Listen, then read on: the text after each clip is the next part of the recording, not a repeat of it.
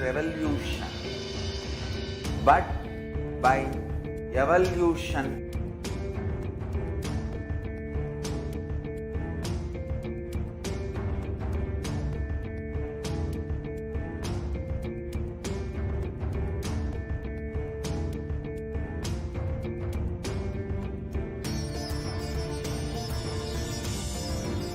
And setting model community.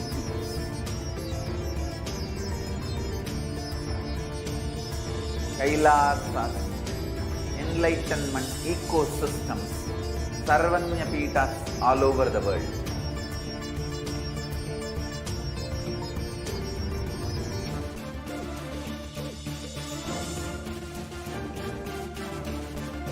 All powerful cognition, knowledge, only when you live, power manifestation and possibilities manifestation happens. It's a fundamental truth.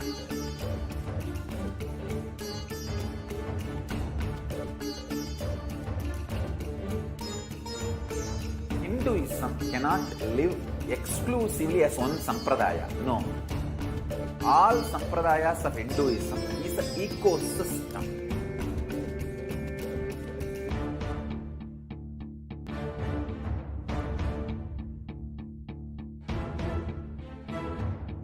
So don't keep quiet thinking that if one sampradaya is attacked, only that sampradaya is going to be affected. All of us are ecosystem.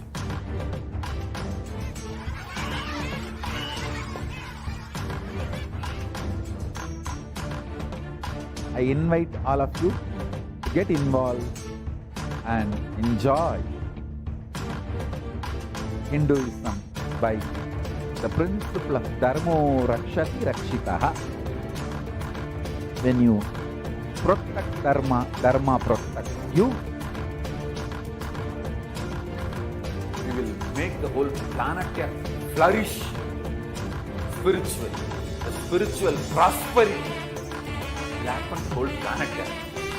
We all have to coexist together.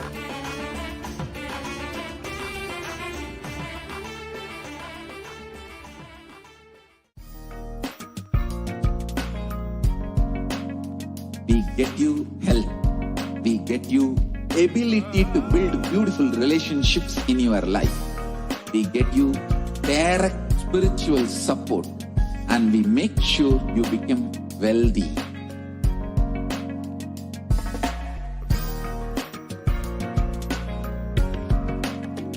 We won't stop giving you just good life. We will literally not stop till you live enlightened life. Manifesting the state of Paramashiva, space of Paramashiva, powers of Paramashiva, being of Paramashiva.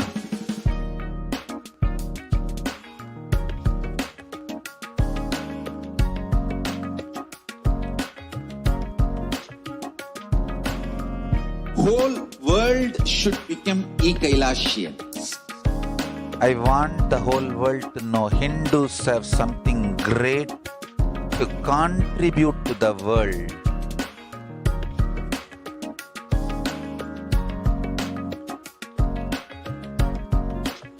We have something great to contribute to the world. Let us do that.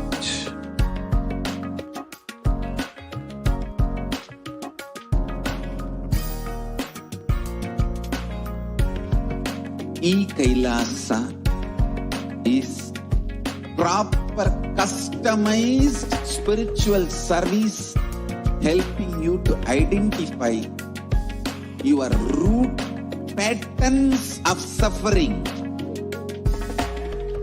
We have perfected the science of helping every individual from every cultural, religious, nationality background.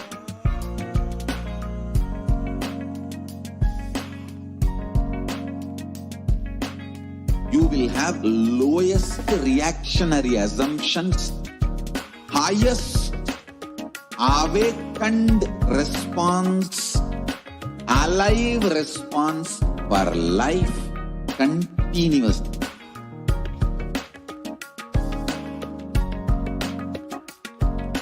E-Kailasa is enlightenment ecosystem, literally enlightenment itself in your own home, wherever you are. Proper customized spiritual service helping you to complete with your life negativity, withdrawal from life, self-hatred, self-denial, self-doubt, so much of tiredness, laziness. We can support you, aligning your diet, your attitude, your aptitude, your understanding about life.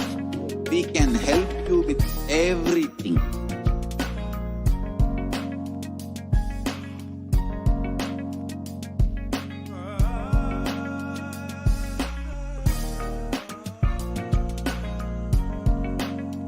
If you are interested in enlightenment, we will immediately bring this to you. If you are not interested, we will explain the whole science, inspire you and make you interested in enlightenment time. We need to cater this enlightenment science to the whole world wherever they are, because enlightenment is the birthright of all human beings. Kailasa is responsible to provide that to all human beings.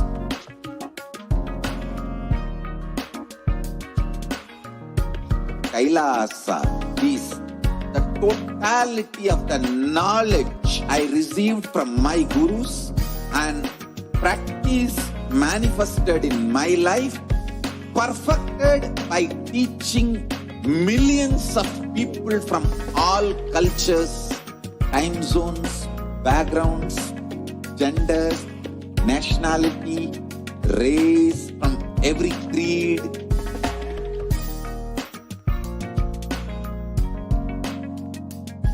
So this absolutely perfected knowledge available to you, served to you in your home without even you moving out of your couch, free of cost.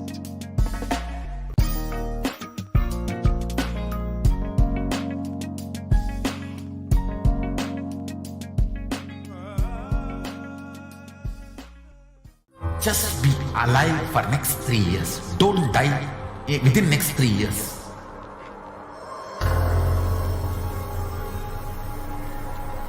Just don't die within next 3 years. Be alive. Somehow be alive. I'm working sincerely. I will reach you somehow. Somehow I will reach you. It's my commitment to humanity.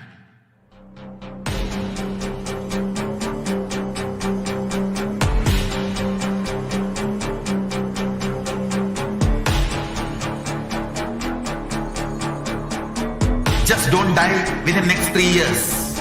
I will reach you wherever you are, whichever corner of the world you may be. I will reach you with enlightenment. You manifesting the space, state, powers, being Paramashivoham. It is possible, and it is possible for you.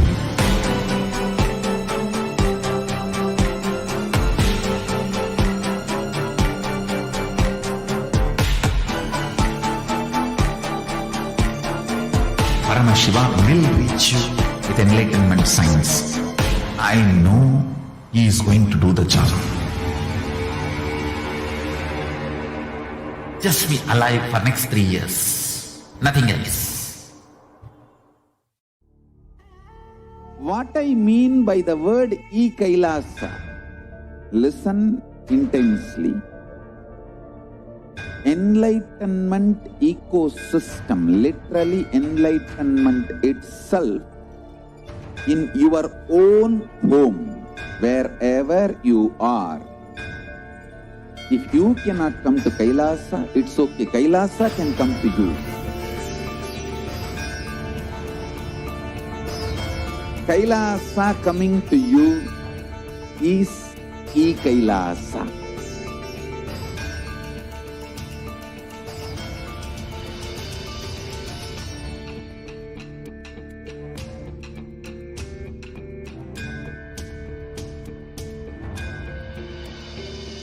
I will revive Hinduism.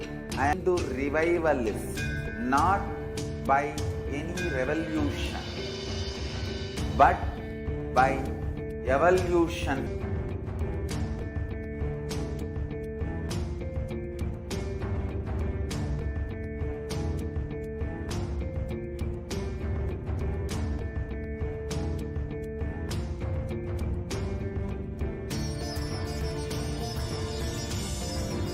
And setting model community.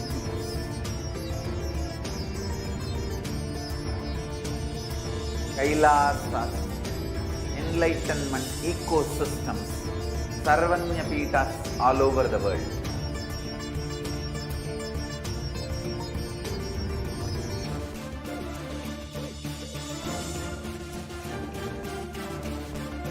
All powerful cognition.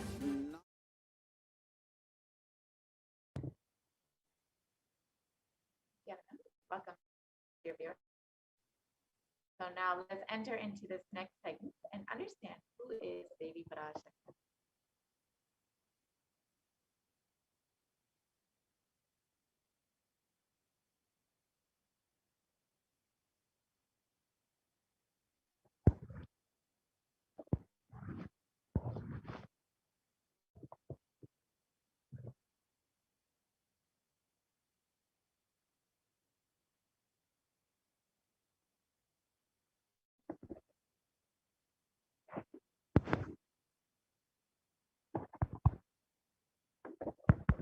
The Dhyana Shloka of Devi Parashakti describes the Divine Mother is to be meditated upon in a shining in a vermilion red body, with the triple eyes sporting a crown of rubies, studded with the crescent moon, a face all smiles, a splendid bust, one hand holding a jewel cup brimming with mead, and the other holding a red lotus. I meditate on the great Empress. She is red in color, and her eyes are full of compassion, and she holds the noose, the goad, the bow, and the flowery arrow in her hand. She is surrounded on all sides by powers such as, and she is the self within me.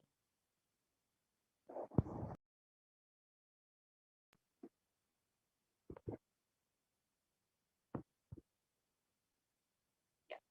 Devi is the ultimate pure feminine consciousness. Parashakti is the cosmic mother. It is her cosmic womb from which billions and billions of universes come out and go in. Source where the Big Bang and black holes go on. Parashakti is the source Shakti, source energy, source power, from which all of us came, in which all of us are even now, in which all of us are going to merge.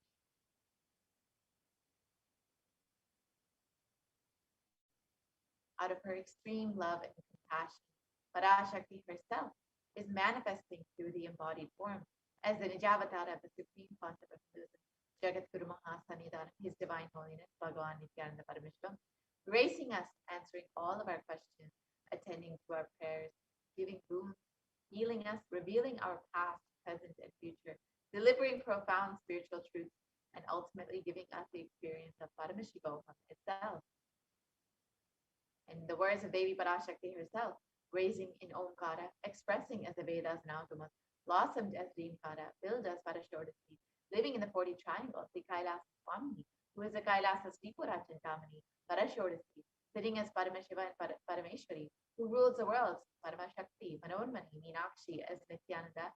I took Nijavatara here to give good boon to everyone, to bestow all goodness, Hiranya Garbhasvarupini, Brahmanda Yoni, Shami, Chandramauli, Rapala, Amar, Aparna, Uma, Parvati, Savitri, Navayamana, Samraja Lakshmi, Parameshwari, raising in Omkara, blossoming as Shiva, Shiva manifesting as the source of existence, powers of existence, expression of existence, from the oneness of Om, blossoming into two as Prakriti and Purusha, blossoming as the three Shaktis, Shakti and Jnana, growing as the four Vedas, expanding as the five Panchabhutas, beyond the six chakras, filled as the Gotras of the seven Rishis, expanding as the eight directions, existing as the nine Grahas, blossoming as the 10 Indriyas, being as the 11 Rudras.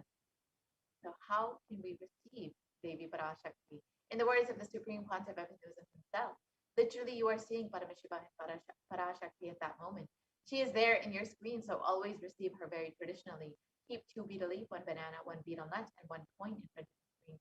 Watch Devi, and the coin is considered the traditional dakshina. In the Hindu tradition, it can be even the lowest value. In India, it can be even 1 paise. In the US, it can be even 1 cent. Offer that to Devi after eat the banana, the betel leaf, and betel nut. Take it as prasadam immediately. Collect the coins and send them to the LA temple.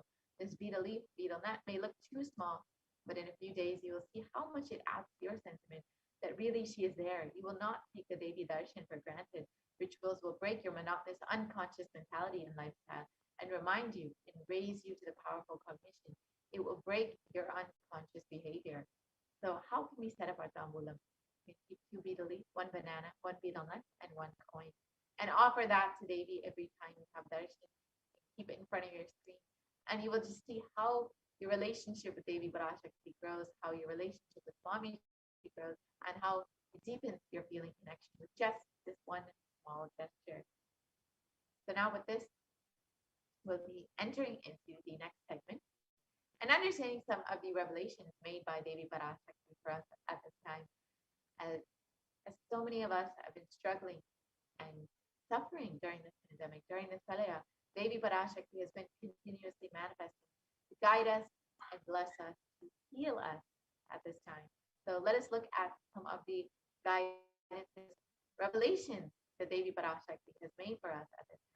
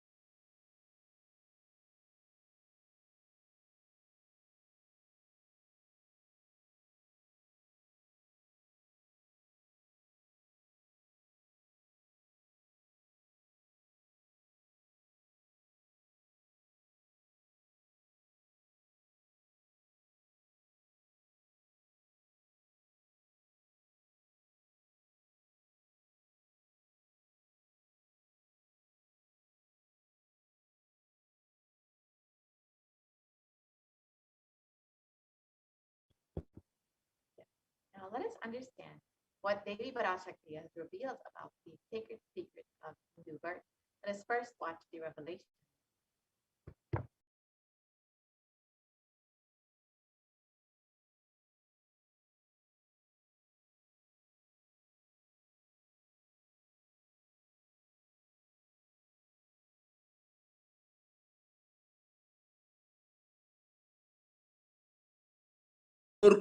அளிக்கின்றேன், நன்றாய் கேட்டுக்கொள். உன் கேள்விக்கு உன்மூலமாய் உலகெங்கும் இருக்கும் இந்துக்கள் எல்லோர்க்கும் அளிக்கின்றேன் உத்திரம். கேட்டு வாழ்ந்தால் உங்கள் வாழ்க்கை பத்திரம். நன்றாய் கேளுங்கள். பிறப்பின் ரகசியத்தை பிறப்பிலா பெருமை உடைய பரமேஸ்வரி சொல்லுகின்றேன் கேளுங்கள். அண்டஜம், யோனிஜம், ஜலஜம், பீஜம் எனும் 4 விதமான பிறவிகளில் 84,000 யோனிகளில் பிறக்கும் பிறப்புகளிலேயே பெருமை வாய்ந்ததும் உத்தமமானதும் மனித பிறவி. அந்த மனித பிறவியிலும் பலமுண்டு. அரசியல், பொருளாதாரம், சுகபோகம், தர்மம், அர்த்தம், காமம் எனும் ஆசைகள், துக்கங்கள், அச்சங்கள் அனைத்திலும் அழன்று உழன்று இனி வேண்டாம் இப்பிறவி, வேண்டுவது மோட்சமே என்று முடிவெடுத்தோர்க்கு மட்டுமே ஹிந்து மத யோனிஜம், ஹிந்து பெற்றோர்க்கு பிறந்திடும் சனாதன ஹிந்து தர்ம யோனிஜம். மனித பிறவி உத்தமம், சனாதன ஹிந்து தர்ம மனித பிறவி உத்தமோத்தமம். இந்த உத்தமோத்தம பிறவி எடுத்த எல்லோருக்கும் ஜீவன் முக்த விஞ்ஞானத்தையும் சனாதன தர்மத்தையும் காக்கின்ற கடமையும் உண்டு. அதனால் வருகின்ற நன்மையெல்லாம் அனுபவிக்கும் உரிமையும் உண்டு. இந்த கடமையை செய்வோம் என்று சத்தியம் செய்ததனால்தான் அந்த உரிமை அளிக்கப்பட்டது.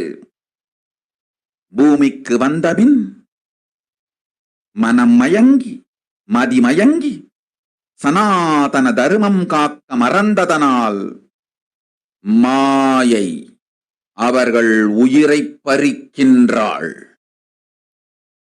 நன்றாய் புரிந்து கொள்ளுங்கள். உயிரை கொடுத்தாலும் தர்மத்தை காப்போம் என்று உறுதி எடுத்தவர்க்கே சனாதன ஹிந்து தர்ம யோனிஜம் அளிக்கின்றேன் யான். உடல் பெற்ற பிறகு ஊழிப் பெருவலியால் ஆசை அச்சங்களை உதறவிடாது, உதறியும் விடாது சனாதன ஹிந்து தர்மம் காக்க மறந்தோரை உயிர் வாழத் தகுதியில்லாதவர் பட்டியலில் உடனடியாய் மாயை சேர்க்கின்றாள். அதனால் ராட்சசர்களும் அசுரர்களும் தானாகவே இவர்கள் உயிரை எடுக்கின்றார்.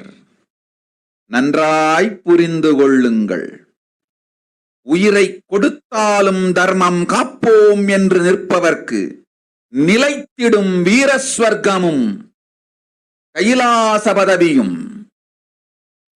எக்காரணம் கொண்டும் தர்மம் காக்க மறந்த உத்தமோத்தம ஜனனமான சனாதன ஹிந்து ஜனனம் பெற்ற மக்களுக்கு இல்லை வேறு கதி. சனாதன ஹிந்து தர்ம மனித ஜனனம் உத்தமோத்தம மனித ஜனனம். உங்கள் உரிமை உலகில் அதிகம், உங்களுக்கு கடமையும் உலகில் பெரிது. தர்மம் காத்தலே கடமை, தர்மம் காக்காதார்க்கு உயிர் வாழும் உரிமை. நன்றாய் புரிந்து கொள்ளுங்கள்.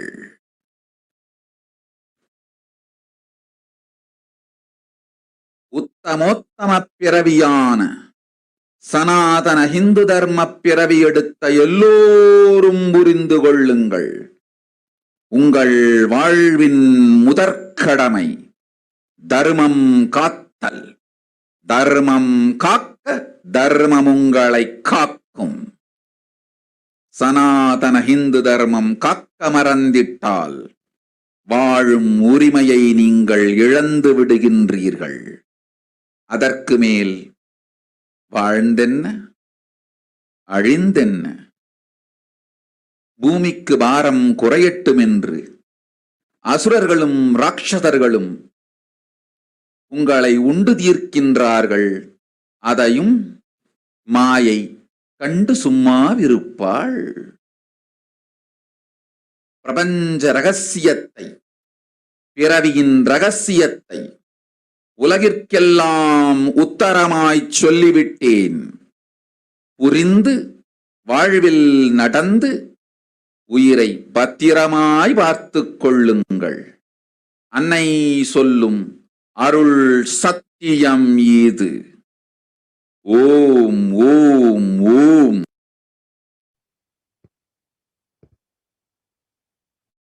So let us look at Devi Parashakti's revelations mapped into English.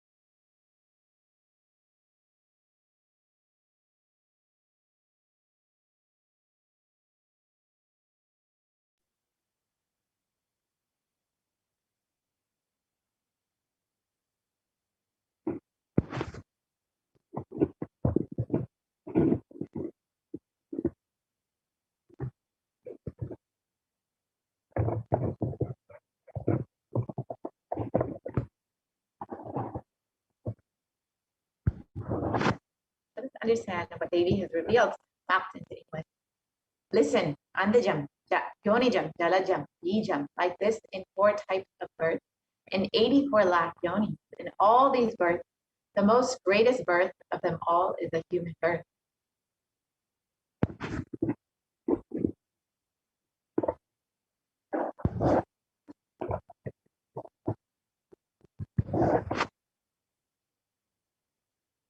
Even in that human birth, being born and toiled many times, after getting burnt and toiled in politics, in finance, in luxuries, in dharma, artha, kama.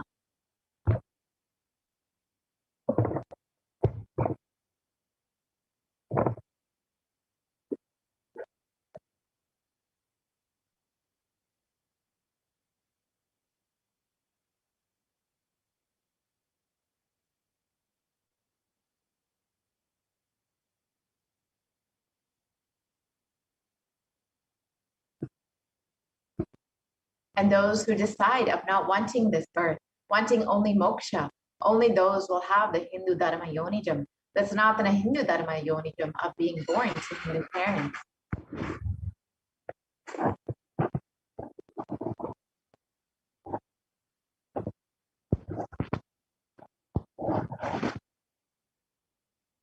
Human birth is Uttamam, the best, and Sanatana Hindu Dharma human birth is Uttamottamam, the best of the best.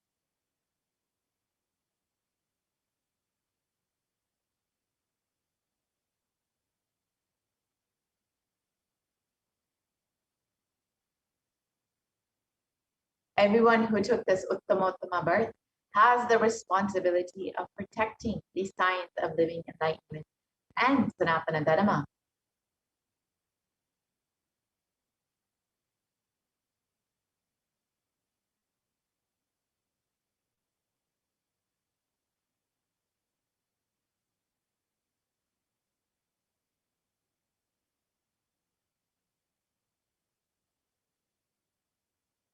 And also they have the right of experiencing its benefits.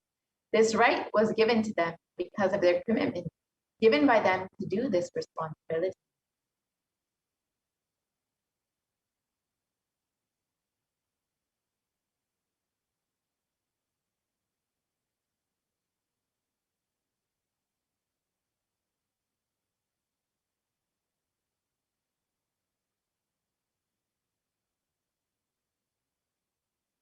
After coming to Bhuloka, by getting mentally deluded and forgetting the Dharma, protecting Sanatana Dharma, Maya, she is taking away all of their souls.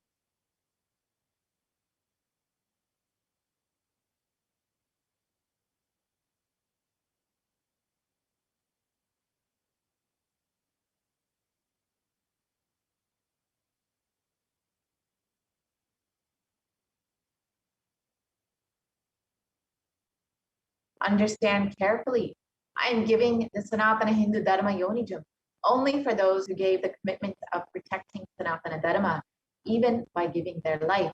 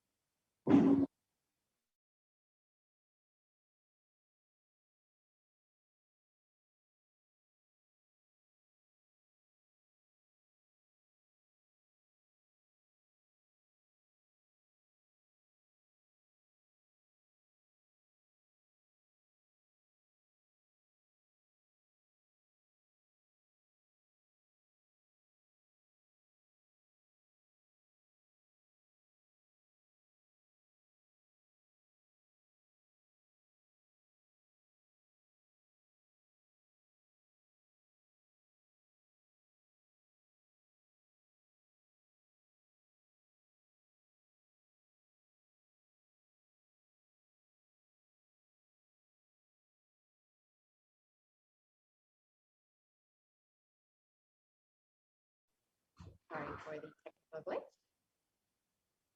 We'll be right back with those slides.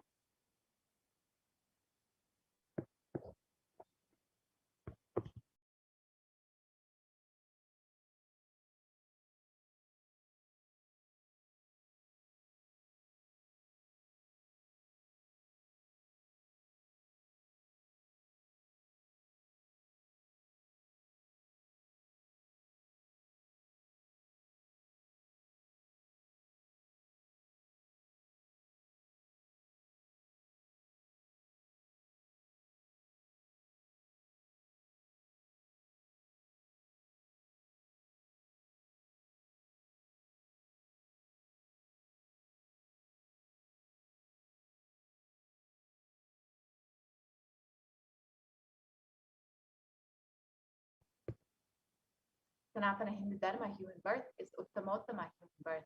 Your rights in this world are immense. Also, your responsibility in this world is large. Those who do not protect Dharma, they do not have the right to live. Understand properly. All those who took the Uttamottama birth, which is Sanatana Hindu birth, all of you understand.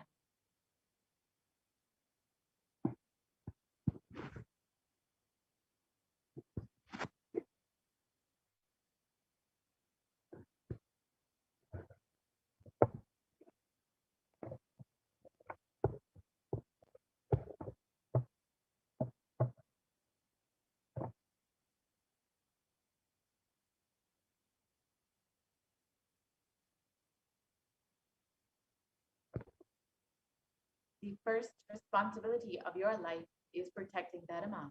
If you protect Dharma, Dharma will protect you. If you forget to protect Sanatana Hindu Dharma, you lose the right of living.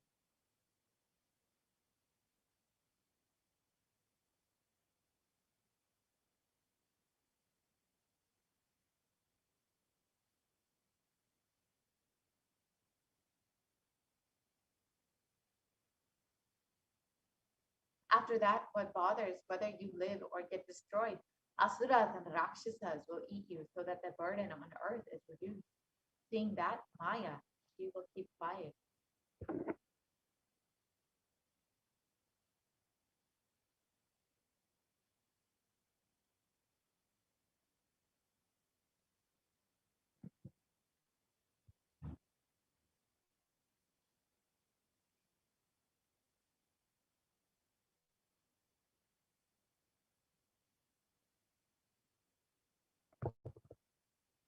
So as Devi revealed, it is the responsibility of Hindus to protect Sanatana Hindu Dharma.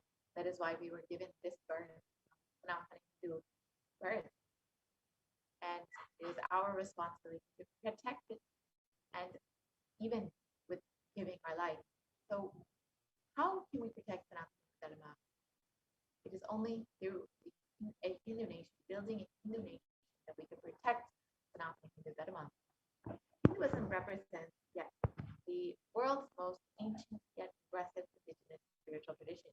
It is an open framework model of civilization that stands for peace, vegetarianism, nonviolence, yoga, worship of nature, temple-based living, and manifesting spiritual powers and the inherent divinity of every human being, every being.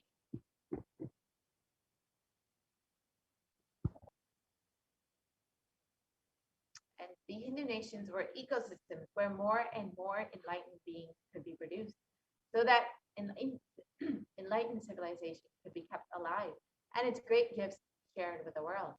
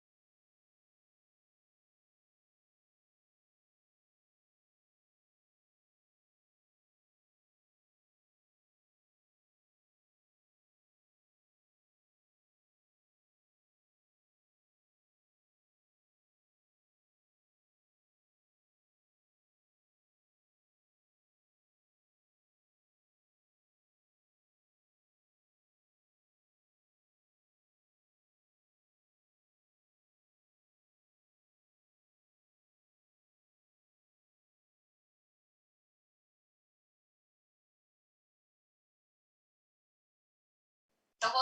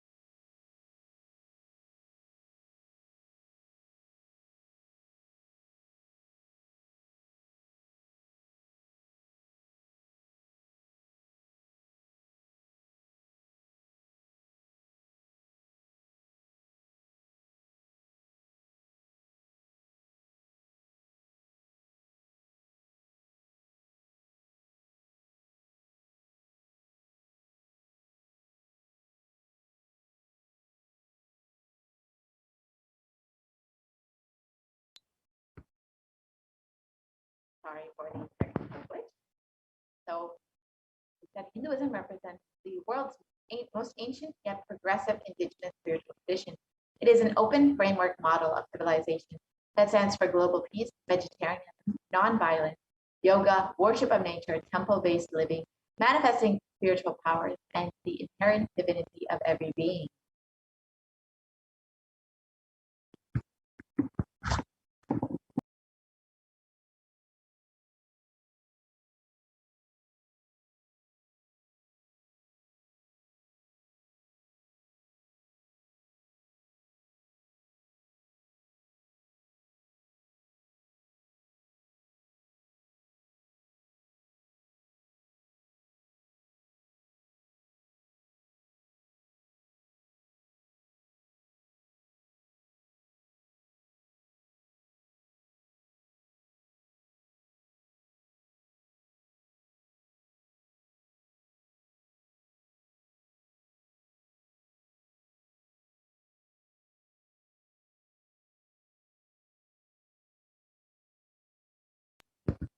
So let us now look at some of the references of our great Hindu nations from our Hindu scripture.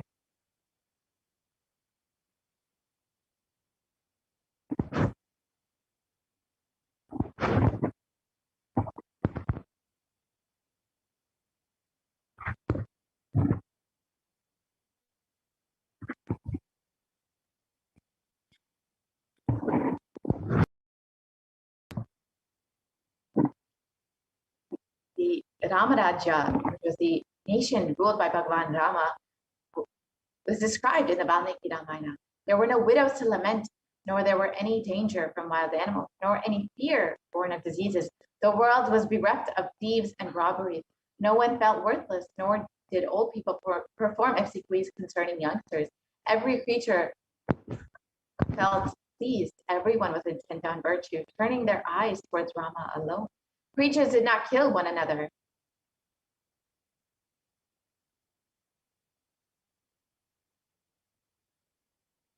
People survived for thousands of years with thousands of their progeny, all free of illness and grief.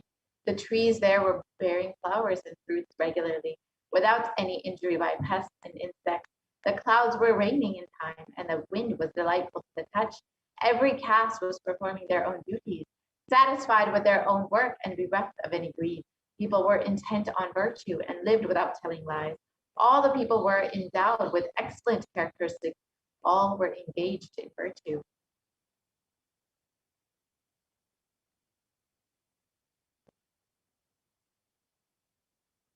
And the Hastinapur kingdom, ruled by Yudhishthira, was described in the Srimad Mahabharata. Devas granted rain to fulfill all wants.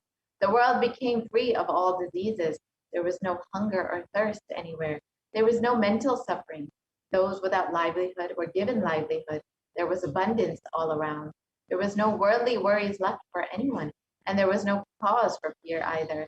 Happiness on earth was in fact even greater than in the heavens.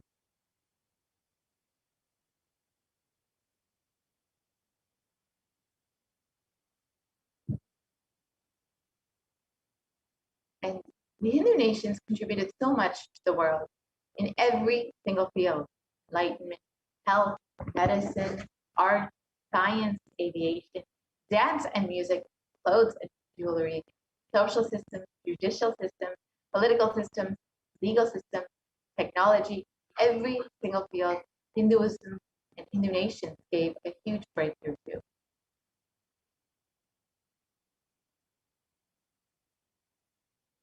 So let us now understand how our Hindu nations were destroyed.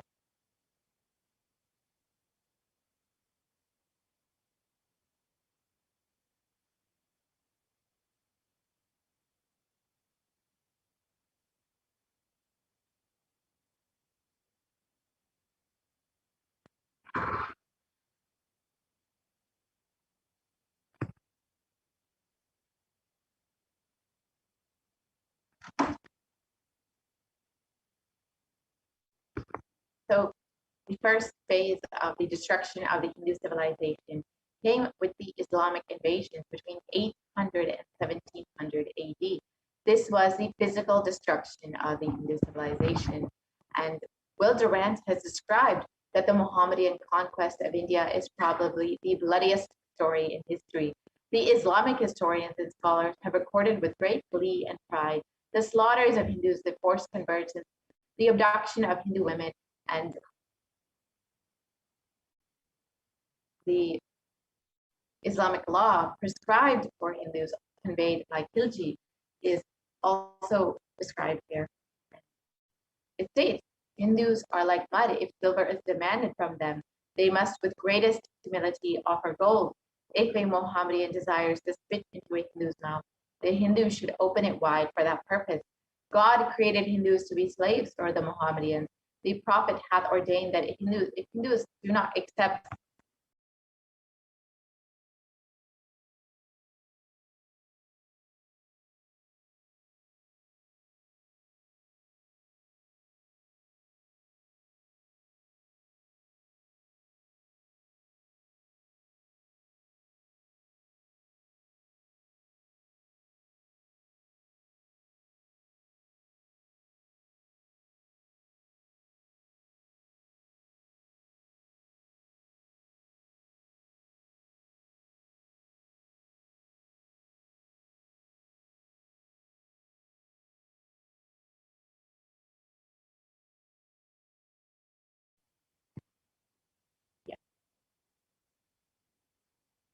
Sorry for the technical glitch.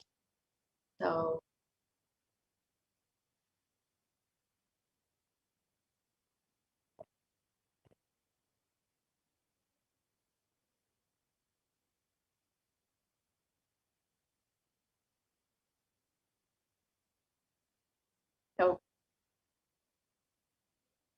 So we'll be understanding in this segment about the three-phase destruction of the Hindu civilization. As we all know, over the course of 1,000 years, the Hindu civilization has been completely destroyed, such that where we had 56 nations, 56 deshas, we have none now other than Kailasa. And even most recently, Nepal, in the past 2 decades, has also become a so-called secular nation. Let us understand how our Hindu nations were destroyed over the course of 1,000 years with various invasions and destruction of the Hindu civilization. So as we stated, the first phase was the Islamic invasion. This was the physical destruction of the Hindu civilization. And in Khilji, the Islamic law prescribed for Hindus, conveyed by Khilji, was described. So the Islamic law prescribed by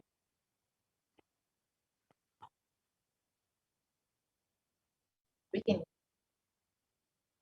Islamic invasion. So the Islamic law prescribed for Hindus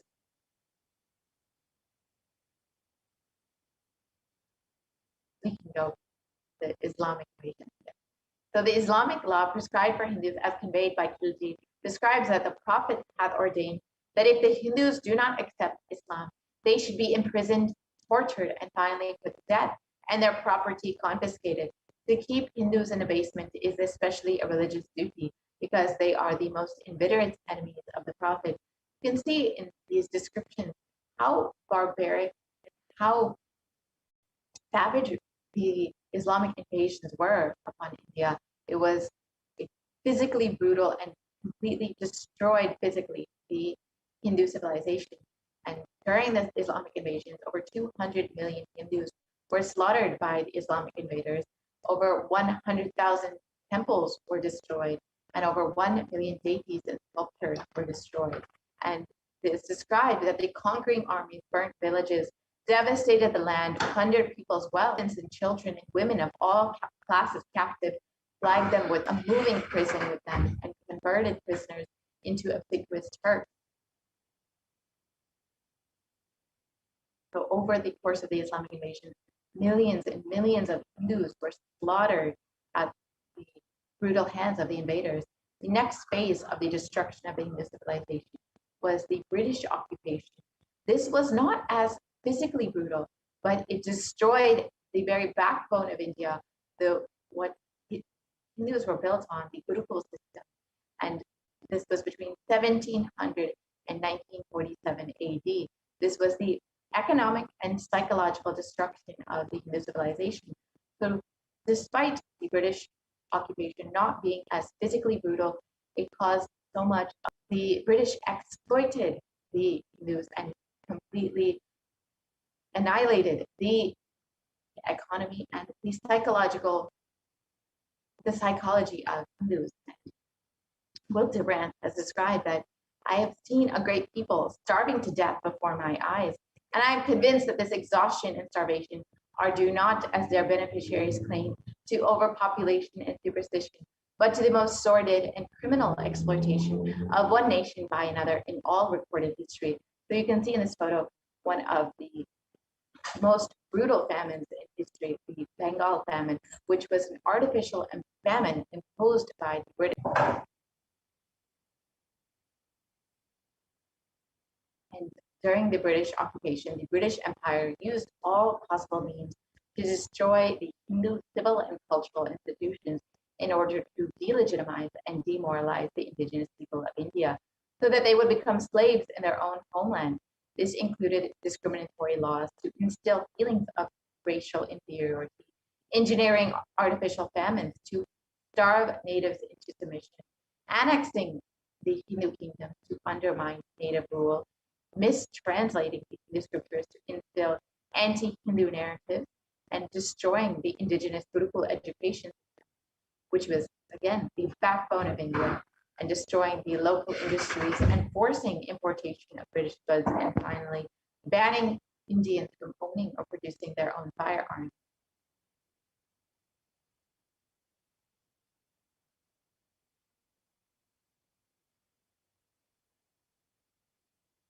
And over the course of the British occupation, the British looted $45 trillion from India, and over 45 million Hindus were put to death due to artificial famine and imposed poverty, and over 680 native kingdoms were usurped by the British Raj. And Sashi Tharoor of the Indian Parliament has described the British came to one of the richest countries of the world. Over 200 years of exploitation, looting, and destruction have reduced it to a poster child of third world poverty.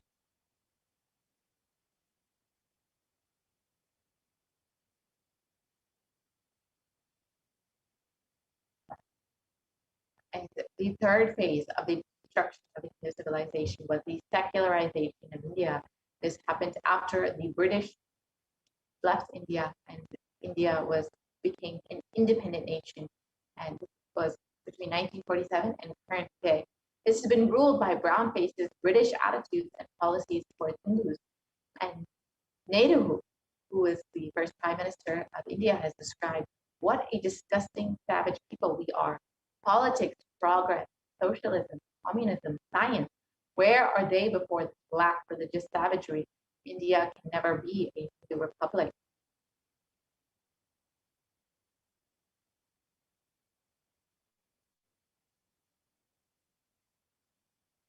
And B.R. Ambedkar, the first law minister and principal architect of the Indian Constitution, has described that if Hindu Raj does become a fact, it will no doubt be the greatest calamity for this country. No matter what the Hindus say, Hinduism is a menace to liberty, equality, and fraternity. It is incompatible with democracy. Hindu Raj must be prevented at any cost.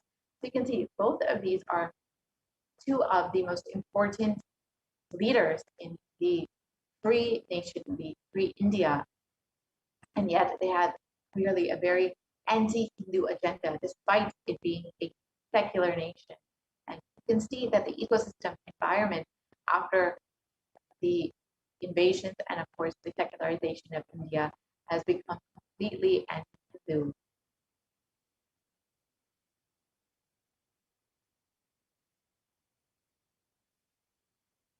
And the modern Indian legal system, media, all systematically undermine, suppress, and delegitimize Hindu institutions and culture. This includes through the Indian Constitution establishing government control over taxation over Hindu temples, schools, and other institutions, while other religions are free from this interference. And Articles 26 through 30 of the Indian Constitution discriminates against Hindus by giving special rights and benefits to non-Hindus. This includes government benefits and scholarships. And Hindu kingdoms and self-governance has been completely abolished. Anti-superstition laws have been passed to criminalize Hindu practices, and mainstream Indian academia describes Hindus as sexist. Mainstream Indian academia have described Hindus as sexist, racist, backwards, and oppressors, and the media narratives also portray the same in Bollywood and TV.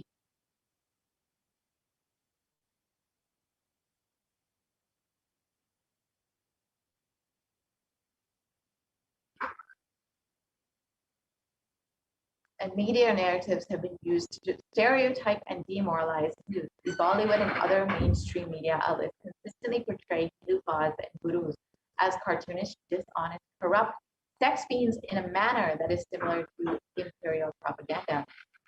The media narratives are used to shape human consciousness and further their political agenda. The racist British colonial stereotypes portraying Hindus as superstitious, backwards, dishonest, and corrupt are perpetuated by their brown British successors in modern day India, completely unabated.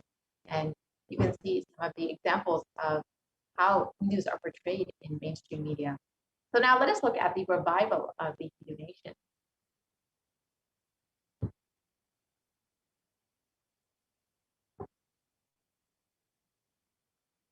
So the Supreme Concept of Hinduism has revealed the vision for the Hindu civilization. And he describes, during the time of the Mahabharata, we Hindus had 56 deshas, 200 states, 1,700 samsthanas, 10,000 sampradayas. In all 56, we Hindus are persecuted. Now we have lost all of the 56. The last one to fall was Nepal. I am the collective voice of all the persecuted Hindus. I will revive and rebuild a Hindu nation built on the Vedagamic principles as a refuge for all practicing and aspiring Hindus, a safe haven for all persecuted Hindus.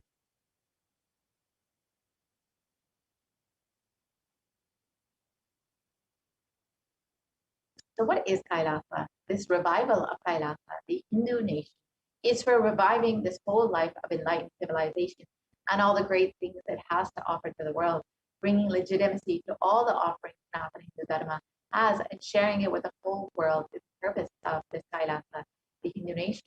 And as Devi Parashakti is described, it is the responsibility of Hindus to protect Sanatana Hindu Dharma, and it is only through the revival of Kailasa when this truly happens. Kailasa is the revival of the cosmic constitution. Kailasa is the model nation of how enlightened civilization should be living and administered. Politics, judiciary, education, economy, everything will be revived as per Paramashiva revealed in the Vedagamas, the Sanatana Hindu Dharma scripture.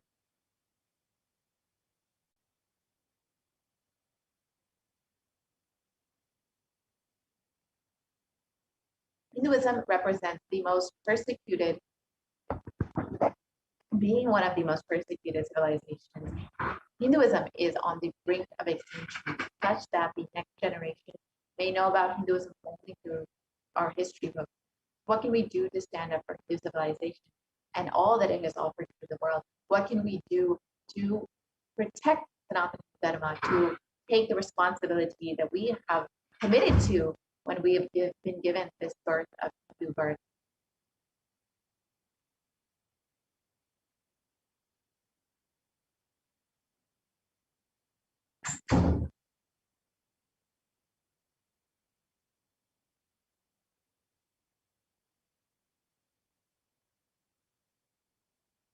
Today, Hinduism is a political orphan.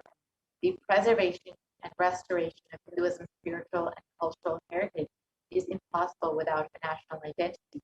So what can we do to save Hinduism?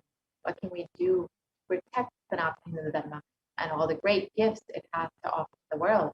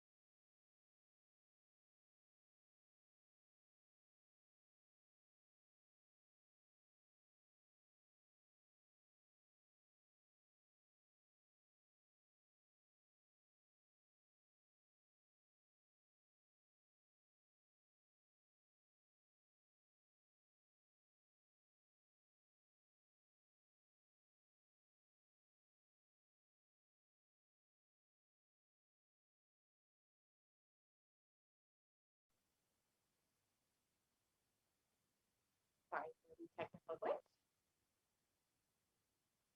Go back to the previous slide.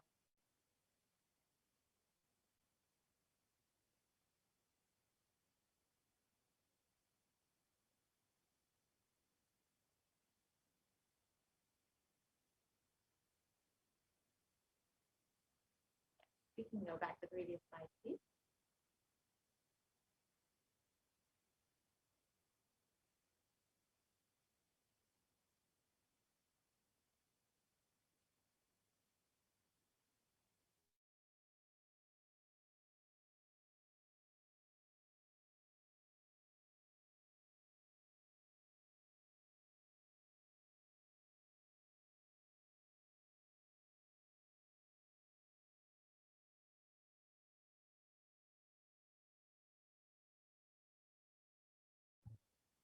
Sorry for the glitch.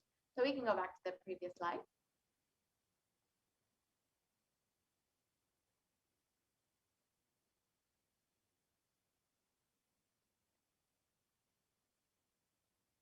Go back to the previous slide, please.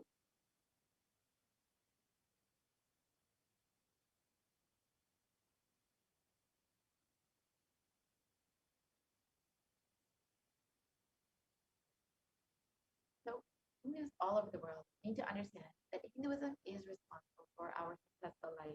Hindus are among the richest and most successful ethnic communities in the world. It is the Hindu scriptures, the Hindu lifestyle, our enlightened masters that are responsible for this. Our Hindu thought currents are responsible for this. And for example, in the Hindustan Times, it's been reported that Hindus are the most educated religious group in the US, according to Pew Study report.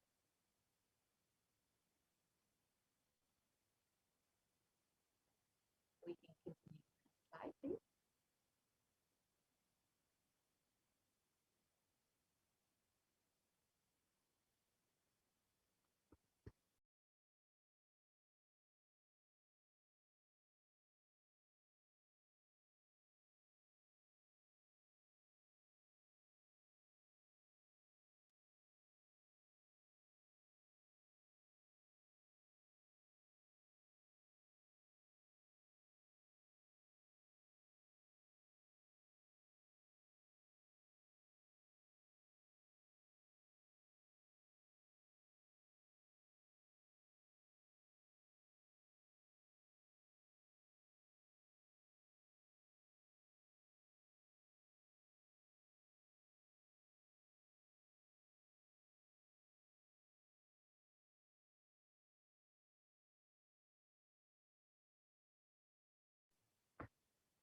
So let us all reclaim our Hindu identity. It is not just the anti-Hindu elements being active, it is the responsible Hindus being inactive that is responsible for this whole destruction of Hinduism. Let us now take the responsibility for Hinduism and let all the Hindus all over the world reclaim our Hindu identity. As they be revealed, we were given this Hindu birth because we have taken up the responsibility. We've committed to protect Hinduism. So let us understand what is the responsibility.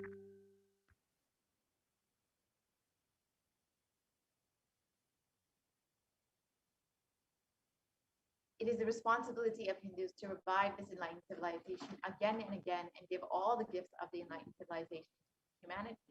The revival of the enlightened civilization, the Kailasa, the Hindu nation, is the survival need of humanity.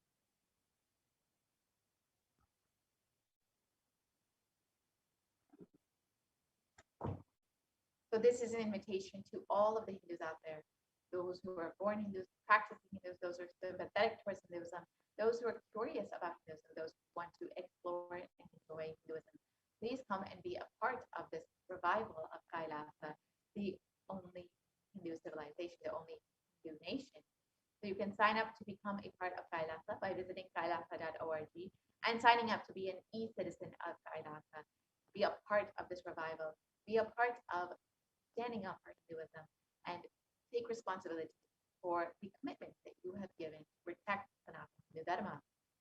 So now let us watch a short video on what the Supreme Concept of Hinduism has revealed about Kailasa and the need for Kailasa.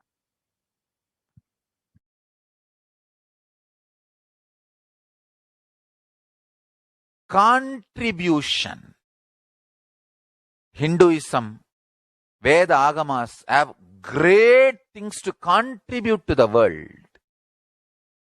Like the great power manifestation science, the ancient culture and arts, the ancient lifestyle truths, the ancient medical practices and medicinal knowledge, the ancient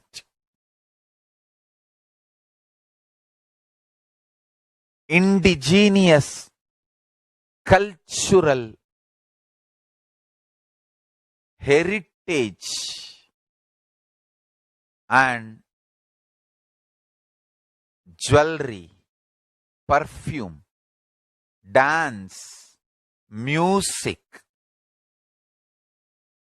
in every level, Hinduism has so much to contribute. Veda Agamic traditions have so much to contribute. To share all this with the world, to contribute to the world.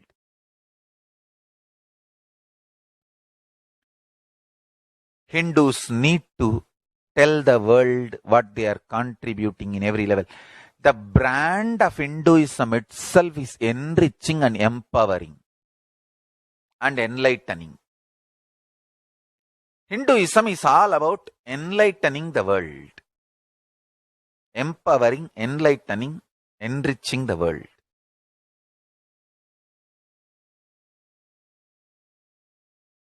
That is our spiritual life. That is our spiritual strength. That is our spiritual core principle. O humanity,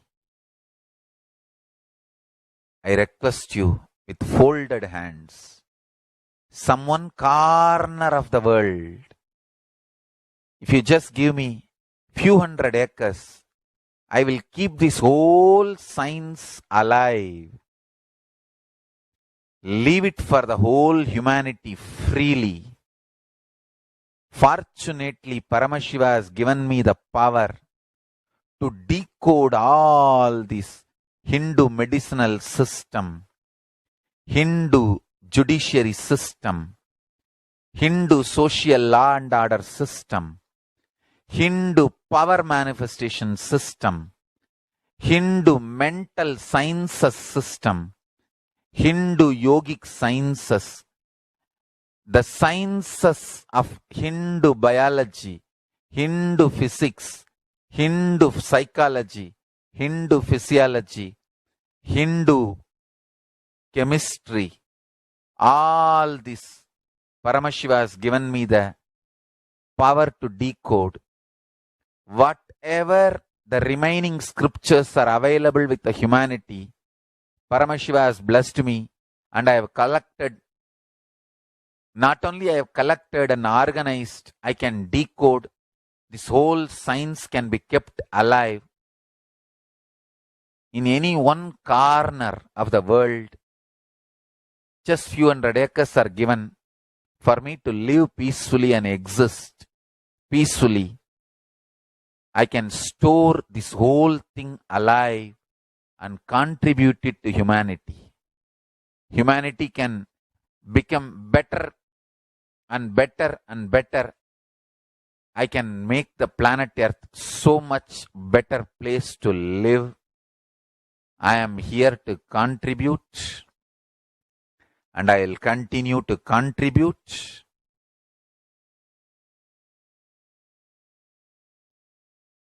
As long as I am allowed to live, I will contribute. I have collected all the remaining available scriptures, maybe 2 crore books.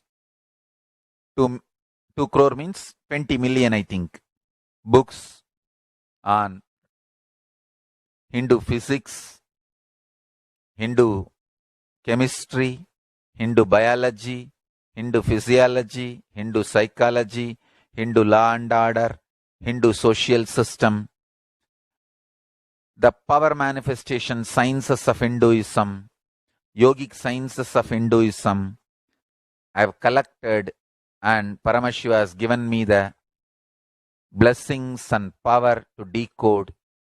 I have decoded and continuing to decode them. If the humanity, somebody is kind enough to give me few hundred acres in one corner of the world and let me live peacefully, I can keep all the scriptures there and go on sharing with the world, revealing this whole sciences to the world, and go on contributing. I don't need anything other than one cup of curd rice every day. That's all. A cup of curd rice per day over. I can go on be giving this to the world. I can add to the world. I can make the world better place to live. That's all I have to say.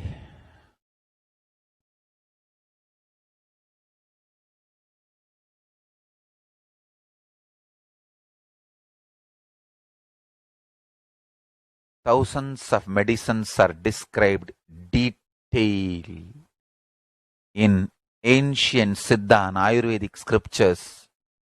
Paramashiva has given me the power to decode them, read them, and properly translate and map them to the modern day human language. And I am ready to work 20 hours a day. I just need few hundred acres where I can sit peacefully and keep this library, run a Gurukul where thousands of people can learn this and share it with the world. Understand?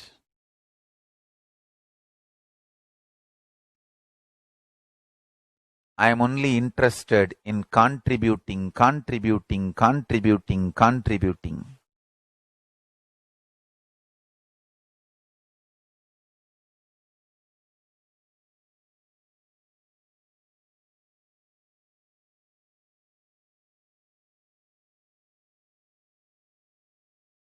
If we can decode all this great knowledge, whole world can prosper from this knowledge. Whole world can enjoy from this knowledge. If I prosper, I will only create a university. I will not create anything else. If the Hindus prosper, they will only create education institutions. Because Hinduism is all about giving, contributing. If I prosper, I'll create university, that's all. Kailasa is all about university, to decode the ancient sciences and share with the world. Understand? Every day I am sitting and going on decoding, writing notes on my books and writing details on my books. Whether it is making human beings manifest powers, and I have also now started downloading and decoding the science of making animals manifest powers. Whether making people manifest powers or healing,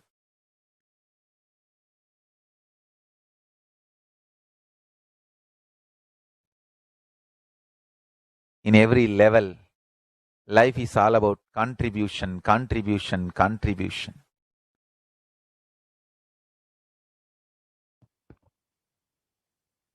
that we've understood why we need Kailasa, the only Hindu nation, you can go ahead and sign up to become an e-citizen of Kailasa and become a part of this revival, become a part of protecting Sanatana Dharma, as Devi reveals, that is the responsibility that we have been given when we have taken this new birth. Now, with this, we will be concluding this portion of the program, and we'll be entering into the next segment, the offering segment. So, in this segment, we'll be understanding how we can offer our love and gratitude to Devi Parashakti for manifesting in our lives. As we all know, Devi has been continuously guiding us and blessing us, has been continuously with us during this pandemic, during this Kalaya. So if you want to offer your love and devotion to Devi Parashakti, you are most welcome to stay for this next segment and understand how you can offer your love and gratitude to the Divine Cosmic Mother.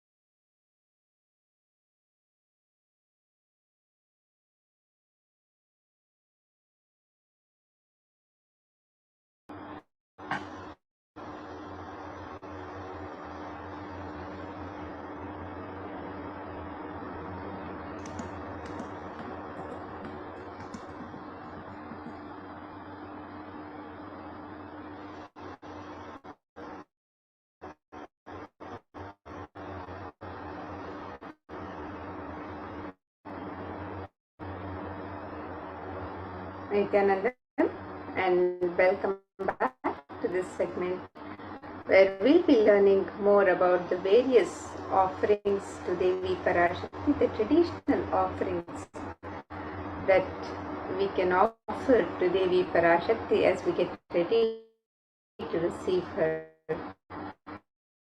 darshan and blessings today.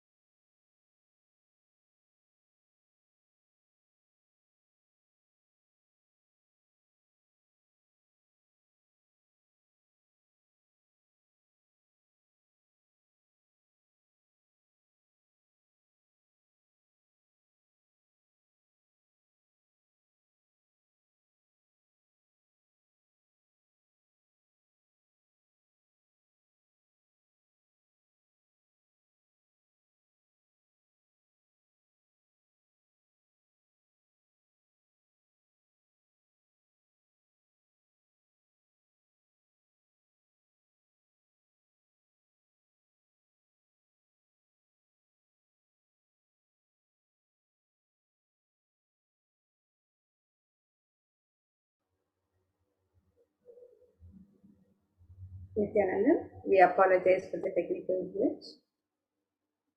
Now we'll be moving into the segment where we'll be learning about the traditional offerings to Devi Parashakti.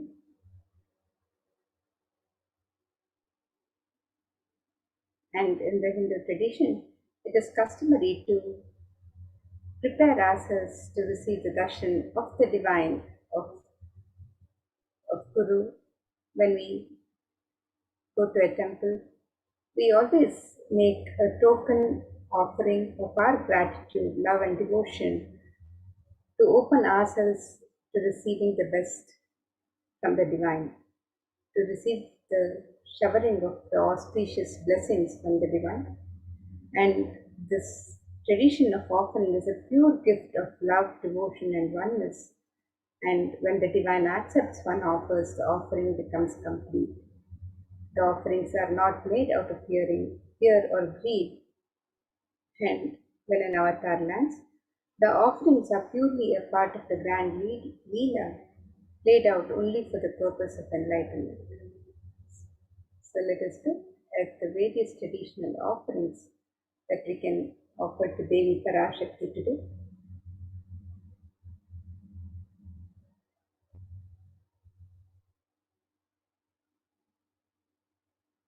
And as we get ready to make our traditional offerings, let us also contemplate on the beauty and splendor of Devi Parashakti as described in the Dhyana Shloka. This Dhyana Shloka is from Moola Agama Manonmani Dhyana. It describes Devi. Induniभवेदकरवह्निनयनं स्यात् पङ्कजवराभयजपाक्षरसरयुक्तम् अङ्गहिमभूषणविचित्रवसनं स्यात् तुङ्गमकुटोज्ज्वलमनोन्मणिस्वरूपम्.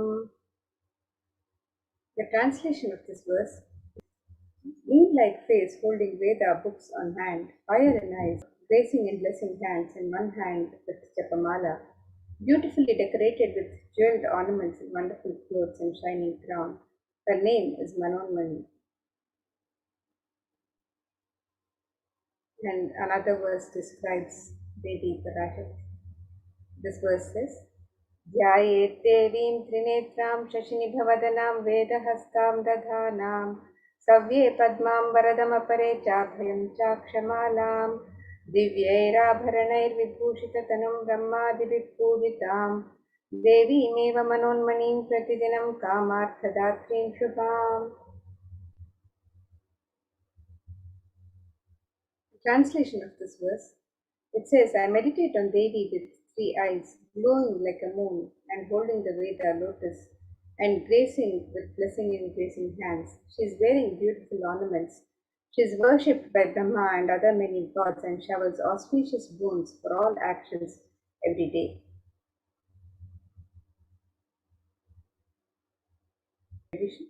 The divine element of gold is used in abundance in all of our rituals and worship and offerings to the divine. So let us look at the Shastra Pramana, the scriptural reference, this verse from the Atharva Veda, which describes the significance of the divine element of gold. And this verse says, Tredhajutam janmanedam hiranyam agmerekam priyatamam babhuva somasyaikyam insitasya parapatata apamekam vedasam veta ahutatte hiranyam trividastvai vishe. The translation for this verse: triply this gold from the atoms of Agni is one. It becomes dearest to Agni. One fell away from the Soma when it was hurt. One they call the sea will lap out the watery molecules. Let that triple gold be for your long life.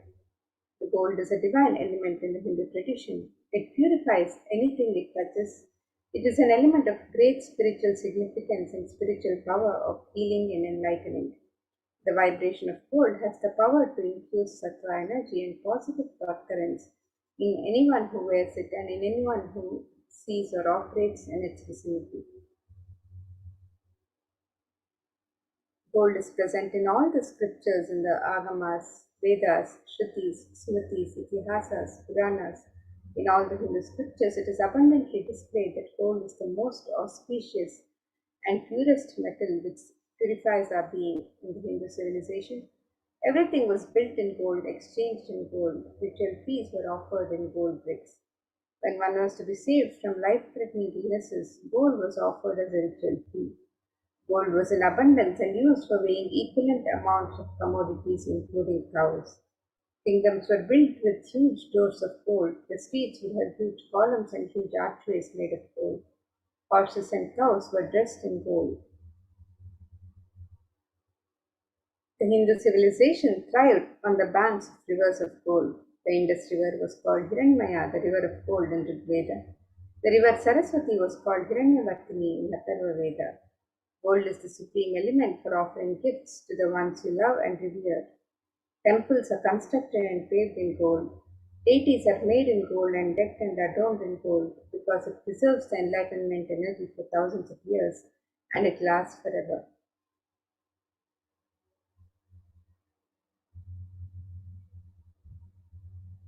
And let us now look at the various traditional offerings that we can make to Devi Parashakti. And Devi Parashakti is described as Bhakti Priya, the one who is fond of true devotion. So any offering that we make to offer to Devi with our love and devotion, she blesses and showers her compassion and grace on us at all times. So the first offering is the E-Hundi offering, which is similar to the Hundi offerings in any temple. When we visit the temple for the darshan of the divine, we offer our total gratitude in the Hundi. Similarly, you can make the E-Hundi offerings in multiple currencies and any amount as you would wish to offer. And this verse describes Devi's love for true devotion. Let us look at this verse. Bhakti Priya Bhakti Gamya Bhakti Vashya Bhayapaha Shambhavi Sharadaradhya Sharvani Sharmadaini. The translation to this verse. It says Devi is fond of true devotion and is realized through true devotion. She can be won over through true devotion and she removes all fear. If there is any fear in the minds of the devotee, Devi is sure to remove that fear. It is state likes to be worshipped in autumn. Here it is meant the autumn of our lives. When thoughts turn more and more inwards, the role of the divine is known and understood clearly. The need for Devi worship then becomes stronger. Shambhavi is the consort of Shambhu, Lord Shiva. Sharadaradhya is the one who is worshipped by Devi Sharada, Devi Saraswati herself. Sharvani is the wife of Lord Shiva. The Linga Purana says Lord Shiva is called Sharva in his earth form. Sharmadaini is Devi who bestows happiness on devotees, and you can offer your gratitude, your kanika to Devi Parashakti through the E-Hundi offerings and be blessed with the grace and compassion of Devi Parashakti in your lives. So you can make the offering of the E-Hundi on the website www.kailasamailer.com/sevas.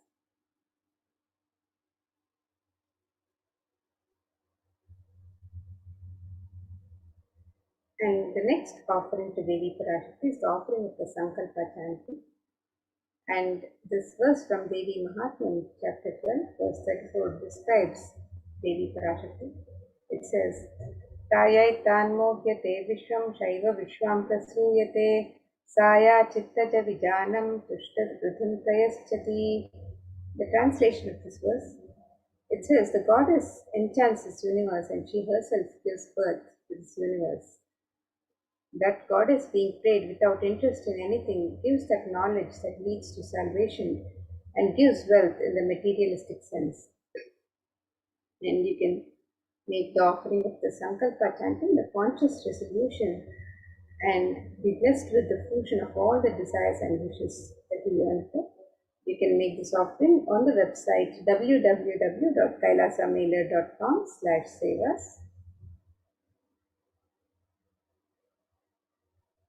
The next offering to Devi Parashakti is the offering of the Sahasranama Swarnaprasam. Devi is described as the one who likes the repetition of her various names, as she's described as Nama Parayana Prita in Lalita Sahasranama. And this offering of the Sahasranama Swarnakasu, the pure gold coin, inscribed with each coin inscribed with one of the 1008 sacred names of Devi Parashakti. This is a very special and unique archana offered to the Mahameru of Devi Parashakti. And you can make this offering of the Sahasranama Swarnakasu inscribed with each of the 1008 names of Devi Parashakti, and be blessed to imbibe the very divine qualities, the Ananta Kalyana Gunas of Devi Parashakti herself, as described through her various sacred names. So you can make this offering of the Sahasranama Swarnakasu, the pure gold coin, inscribed with each of the 1008 sacred names of Devi Parashakti. You can make this offering in 3 different denominations, and you can offer any number of coins as you would wish to offer.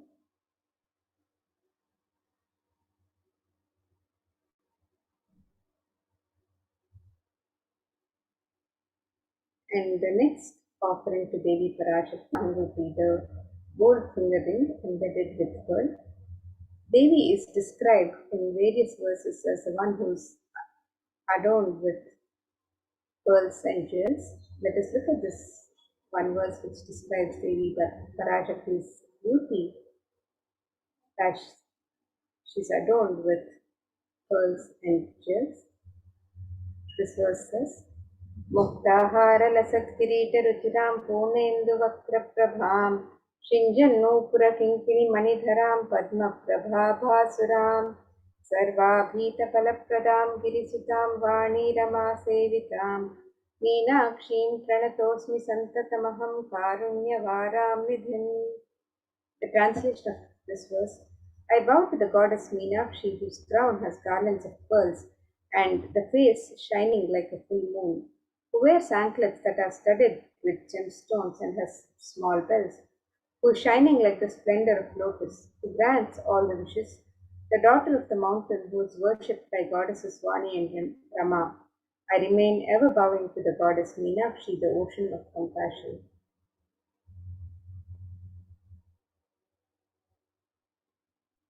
And we can make this offering of the pearl finger ring and receive the blessings to be showered with the compassion and pure love of Devi Parashakti in all of your business endeavors. So you can make this offering of the Nithyananda, the gold finger ring with pearl, on the website www.kailasamailer.com/sevas, and you can make this offering in 3 different sizes. The next offering to Devi Parashakti is the Swarna Padma Pushpa, the gold lotus flower. And in the Kamika Agama, this verse describes one of the many significance of the lotus flower in the rituals and worship of the divine in the Hindu tradition. So let us look at this verse from the Kamika Agama. It says, Ashtavidyeshwaropeta kumbhavarana samyutam सर्वे ससूत्र वस्त्राध्या हेम पंकजभूषिताः सपिधनस्य पुरच्चश्च पक्वबिल्वफलप्रभा स्नपनध्याय संसिद्धा प्रमाणेन समन्विताः.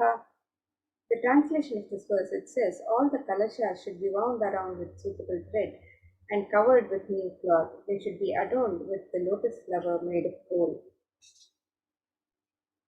And there are hundreds of scriptural references in the tradition to using the lotus in the worship of Paramashivoham. Almost everything in the worship of the ultimate, involving the consecration of deities of worship or meditating on the mudras and asanas used during worship, involves the lotus flower, the lotus leaf, the lotus pericarp, the lotus petals. The lotus is a divine flower in the tradition. Shakti of Paramashiva is also called a lotus. The base of the Paramashiva linga is a lotus. The disciple of Paramashiva is also considered a lotus, one who is about to bloom. And you can make this offering of the gold lotus in any of the 3 different sizes as you would wish to offer. And be blessed to have the state, space, powers, and being of Devi Parashakti in your inner space amidst any and every adverse situations of life. The next offering to Devi Parashakti is the offering of the Swarna Mekti, the gold touring. And this verse from Saundarya Lahari describes the beauty of Devi Parashakti's sacred lotus feet. Nakadhiditi Sanchanna Namajjanatamo Guna Padadvaya Prabhajala Parakrita Saroruha. The translation for this verse, it says, "You whose brightness from the toenails destroy the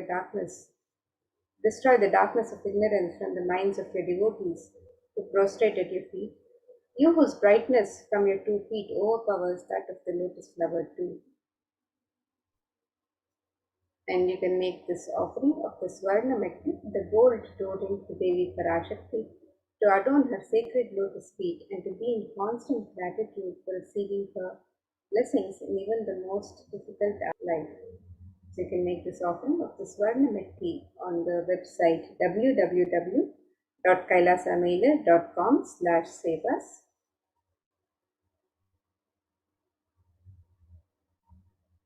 And the next offering to Devi Parashakti is the offering of the Swarna Mangtika, the gold hairline jewelry.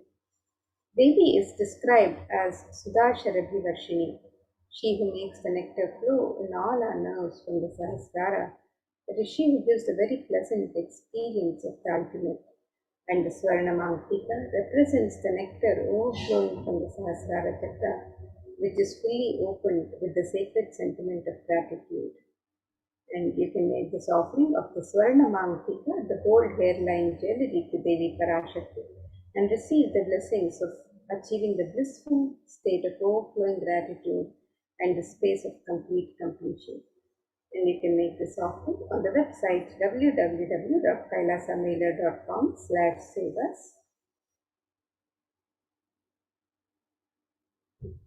And the next offering to Devi Parashakti is the offering of the Pratyaksha Pada Puja. This is the traditional offering of gratitude from disciple to Guru. And in this verse from Saundarya Lahari, this verse describes the grace of Devi Parashakti, the grace of bowing down to Devi Parashakti's feet. It says, "The illumining splendor of Devi's toenails dispel the darkness of ignorance in the devotees, prostrating at her feet defeat the lotus in beauty."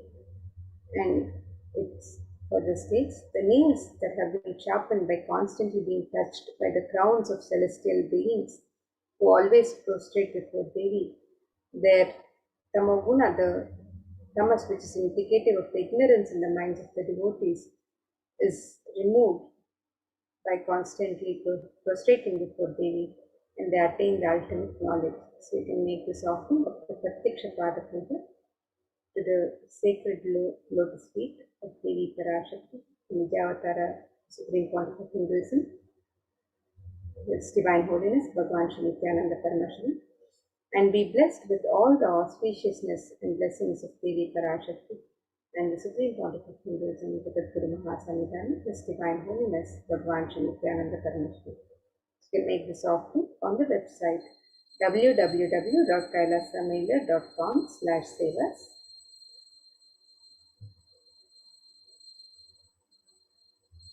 And the next offering to Devi Parashakti is the offering of the Vastra Seva, the offering of the sacred cloth, which blesses the devotee with the continued protection and blessings during all phases of life. You can make this offering of the Vastra Seva and be blessed with all the auspiciousness and blessings of Devi Parashakti and Supreme Pontiff of Hinduism, Jagadguru Mahasanidhana, His Divine Holiness Bhagwan Shri Nithyananda Paramashivam. You can make this offering of the Vastra Seva, the sacred cloth, on the website www.kailasamailer.com/sevas. So here's a summary of the various offerings that can be made to Devi Parashakti today, the traditional offerings that can be made on the website www.kailasamailer.com/sevas. The first offering is the e-Hindi offerings, which can be made in any amount and in multiple currencies. The next we have the Sankalpa chanting, which is the offering of the conscious resolution. We also have the Devi Sahasranama Swarnakasa, the pure gold coin inscribed with one of the 1008 sacred names of Devi Parashakti, each coin inscribed with one of the 1008 sacred names of Devi Parashakti. And you can make this offering in 3 different denominations and offer as many coins as you wish to offer. Next is the Mukta Anguti, the gold finger ring embedded with pearl, and this offering can be made in 3 different sizes. The Swarna Padma Pushpa, the gold lotus flower, can be offered in 3 different sizes. The Swarna Metti, the gold toe ring to adorn the sacred lotus feet of Devi Parashakti. This offering can be made on the website also. The Swarna Mantika, the gold hairline jewelry, which represents the overflowing nectar of gratitude from the Sahasrara Chakra. And the Pratyaksha Pada Puja, which is the ritualistic offering of gratitude from disciple to Guru. And the Vastra Seva, which is the offering of the sacred cloth to Devi Parashakti. All of these offerings can be made on the website www.kailasamailer.com/sevas. And let us now look at the website where we can make all of these traditional offerings to Devi Parashakti. We get ready to receive her darshan and blessings today.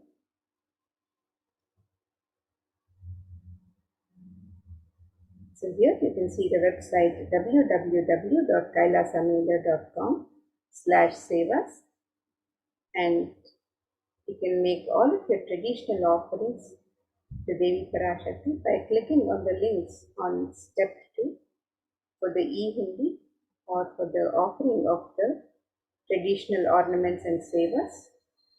And if you would like to make an intention to make an offering and you would like to receive the blessings of Devi Parashakti, to manifest your intention into reality, you can fill out the form on step 1.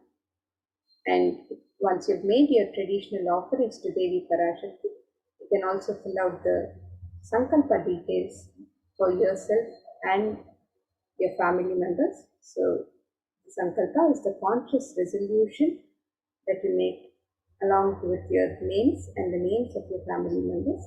So, you can fill out the details of the Sankalpa in the form on step 3. So here we have the e-Hundi offerings, which can be offered in multiple currencies: US dollars, Australian dollars, New Zealand dollars, Canadian dollars, euros, Indian rupees, Singaporean dollars, Malaysian ringgits, Great Britain pound, and the Chinese yen. And you can make this offering in any amount of your choice. In the next we have the traditional offerings of ornaments and sevas to Devi Parashakti, where you can make the offering of the Sankalpa chanting, the conscious resolution, the Devi Sahasranama Swarnakasa, which is the pure gold coin inscribed with the 1008 sacred names of Devi Parashakti. This offering can be made in 3 different denominations and any number of coins. The Mukta Anguti, which is the gold finger ring embedded with pearl. The Swarna Padma Pushpa, which is the gold lotus flower, which can also be offered in 3 different sizes. The Swarna Metti, which is the gold toe ring to adorn the sacred lotus feet of Devi Parashakti. The Swarna Mantika, which is the gold hairline jewelry representing the overflowing nectar of gratitude from the Sahasrara Chakra. The Pratyaksha Pada Puja, the traditional and ritualistic offering of gratitude from the disciple to Guru. In the Vastra Seva, the offering of the sacred cloth to Devi Parashakti. All of these traditional offerings and sevas and any other traditional offerings and sevas that you wish to offer can be made on the website www.kailasamailer.com/sevas. And with that, now we'll continue with the next segments of this program, where we'll be learning about Devi Parashakti and the various facilities being made available to all of the disciples, to all of the devotees and to humanity at large, for the well-being of the whole of humanity during these times of pandemic. as guided by the Supreme Pontificalism himself, and these various facilities being made available at the de facto spiritual embassies of Kailasa. So let us now get ready for the next segments and prepare ourselves to receive the darshan and blessings of Devi Parashakti.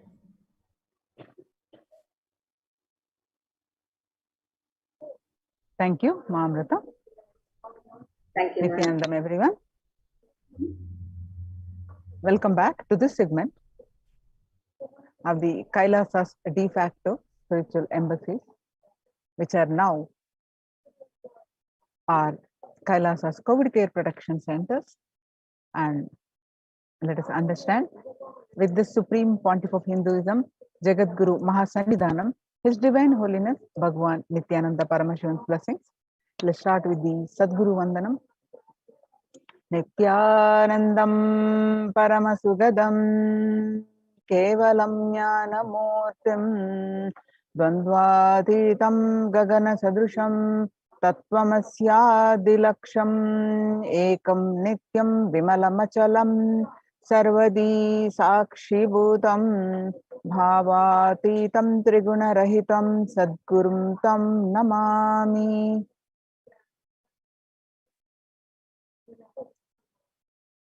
So what we learn from this segment today concerning statistics on mental health and global peace across the world due to COVID-19 pandemic.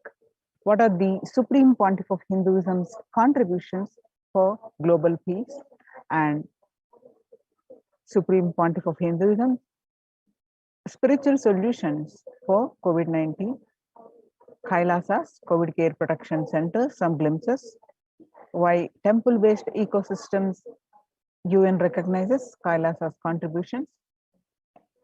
Join the Kailasa's COVID care protection centers if you are in India.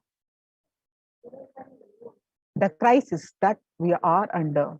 Today, people around the world are trying to grapple with the grim reality that the pandemic is far from over. The aftermath of the current calamity promises to be much more devastating. The greatest economics of the world are facing disastrous futures. Countries are facing off each other in deep mistrust. Now let us see some of the statistics and the current news. In Australia, record high cases amid the third wave of COVID-19, and Australia reported that the new record number of coronavirus cases when the country continues to battle the third wave of COVID-19 infections. The World Health Organization makes a big statement about the Delta variant of COVID-19. The World Health Organization recently said that the Delta variant of coronavirus has elbowed out all the three other variants of concern that now represent tiny fraction of the samples which are being sequenced. Alpha, beta, and gamma are currently circulating. It's really predominantly Delta around the world. COVID-19 has killed more Americans than the influenza pandemic of 1918 to 19. This 1918 to 19 flu infected about 25% of Americans and killed an estimated 0 of with Americans with 675,000 deaths. COVID-19 has infected more than 12% of Americans and killed about 0.2% with 676,000 deaths. Now that the US death toll from COVID-19 has surpassed 676,000, the coronavirus pandemic has killed more Americans than the 1918 to 19 influenza pandemic did, and it is declared as US deadliest pandemic ever. And Axios and the Associated Press both reported the grim milestone recently. People infected with the variant, Alpha variant, exhales 100 times more virus into the air than original COVID strain. 6 feet distance may not be enough to prevent viral transmission indoors. Washington, the physical distancing of 2 meters, about 6.5 feet, may not be enough to sufficiently prevent transmission of virus carrying airborne aerosols indoors. According to a study, the result published in the journal Sustainable Cities and Society suggests that the physical distance alone is not enough to prevent human exposure to exhaled aerosols and should be implemented with other control strategies such as masking and adequate ventilation.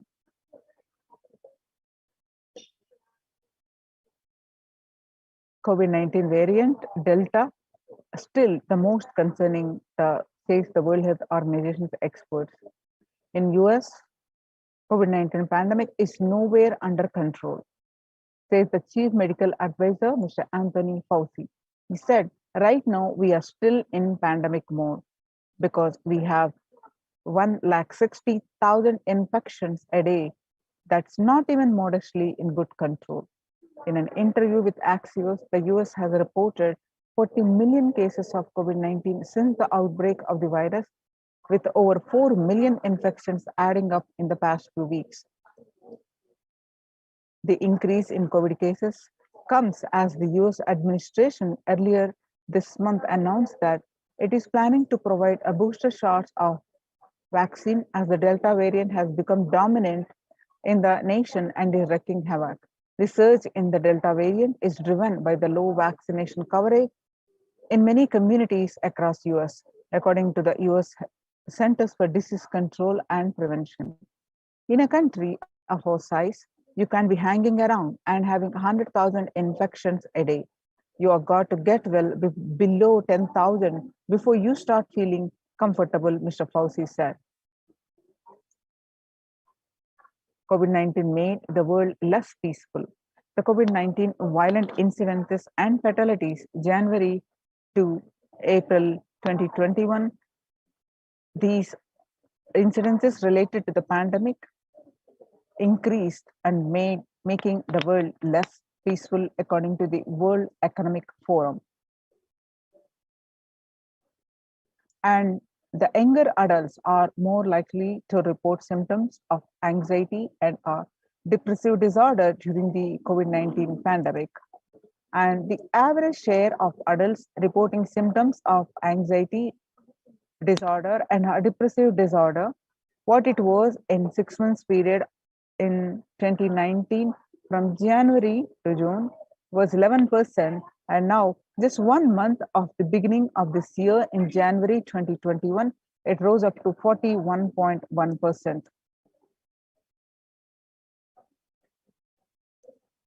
And some more statistics confirming the same, that the younger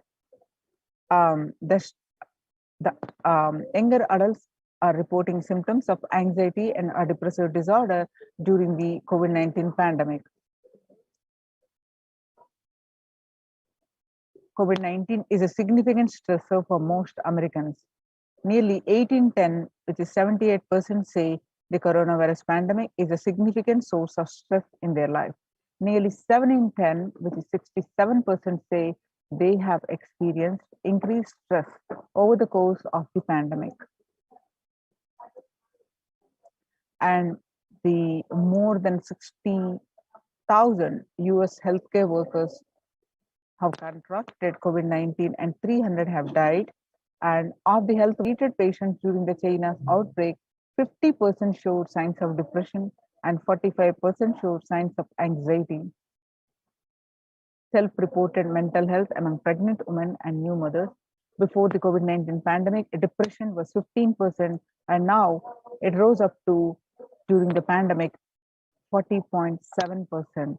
And the anxiety in pregnant women and new mothers was 29% before the COVID-19 pandemic.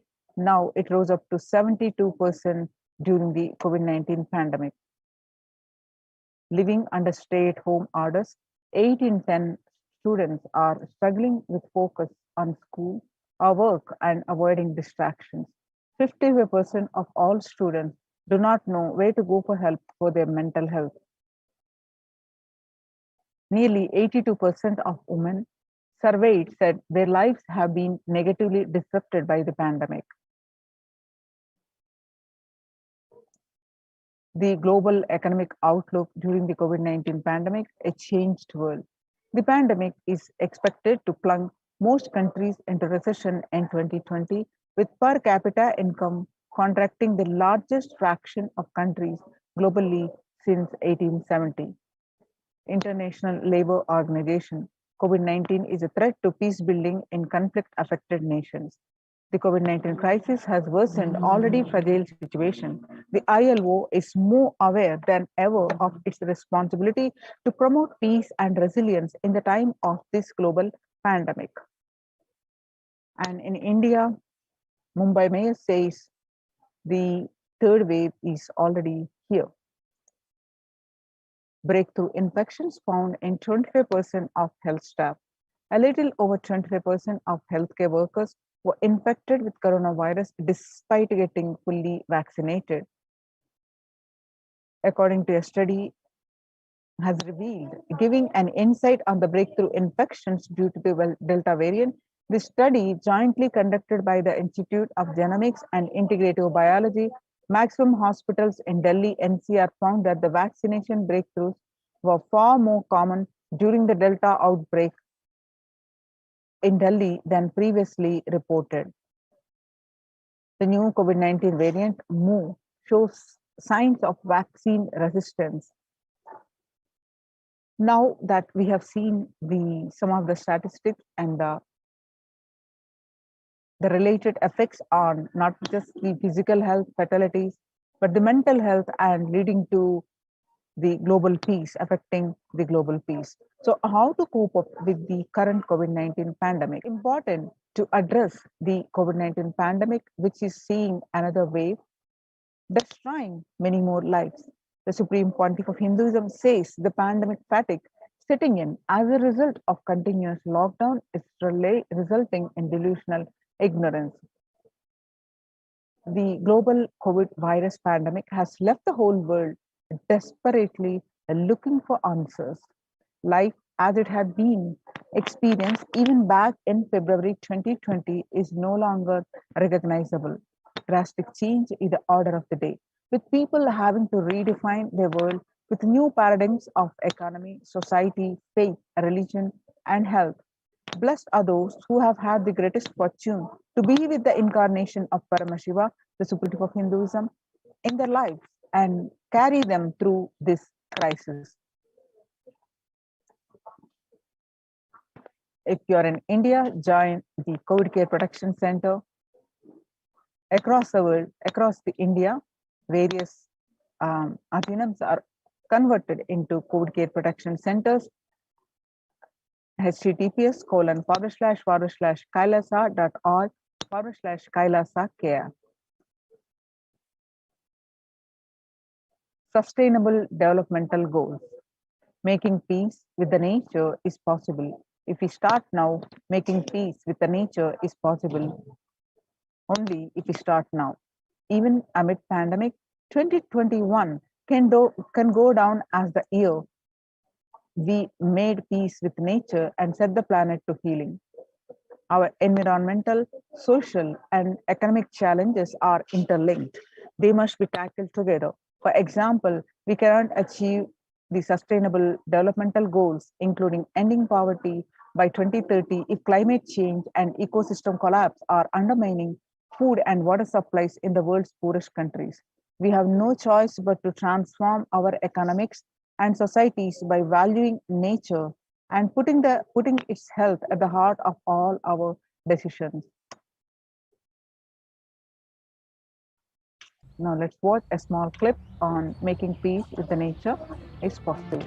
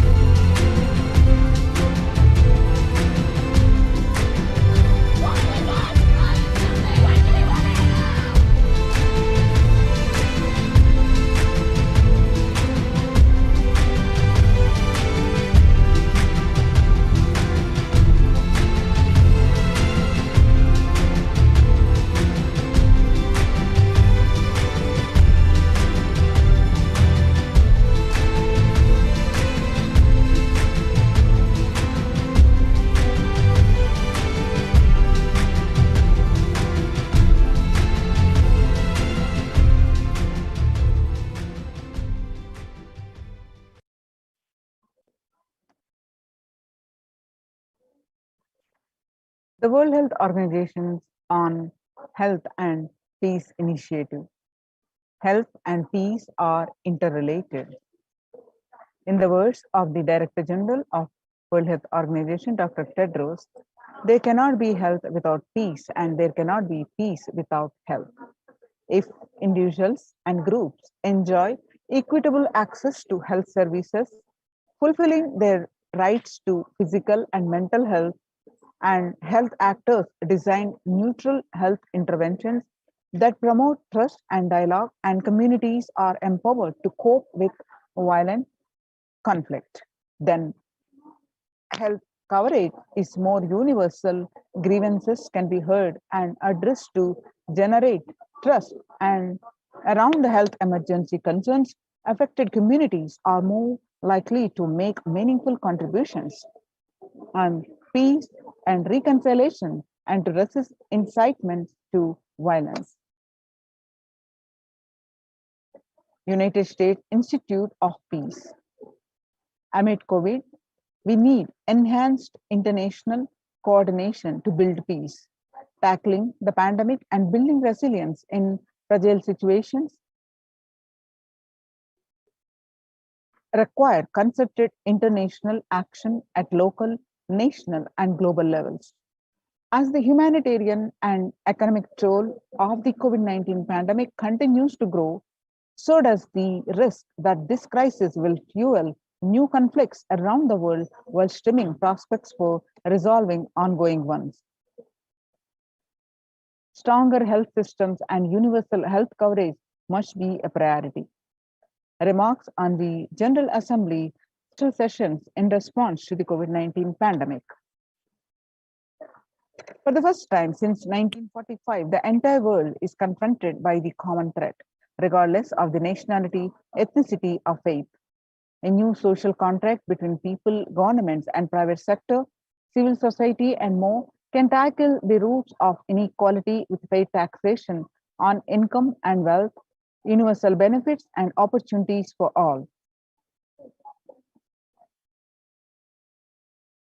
Now let us see the Supreme Pontiff of Hinduism's contributions towards the global peace. Vedic civilization beautifully says, Yastu sarvani bhutani atmani ivanu pushyati, sarva bhuteshu chatmanam tadona vigagupshate. Verse from Isha Upanishad, global peace is the byproduct of individual bliss. Whenever an individual goes through a spiritual bliss, he manifests a beautiful, peaceful life for him and everyone around him. If he is powerful enough, he moves the whole city and manifests peace. He is more powerful, he moves the whole village or whole country. If he is powerful enough, like incarnation, he moves the whole world and manifests peace for them. And the global peace surely is the byproduct of the individual bliss. So how do we achieve that individual peace? By the Supreme Pontiff of Hinduism describes given various solutions on practicing completion, practicing unclutching, and various other solutions. Now, in his own voice, let us listen some of these to get the individual peace, which leads to the global peace. Can directly impact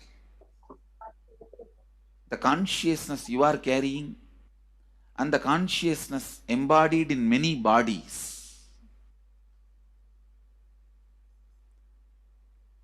Please understand, the more deeper you go inside you, means more deeper space you go inside you, more expanded you become, more one with everything, more oneness you experience.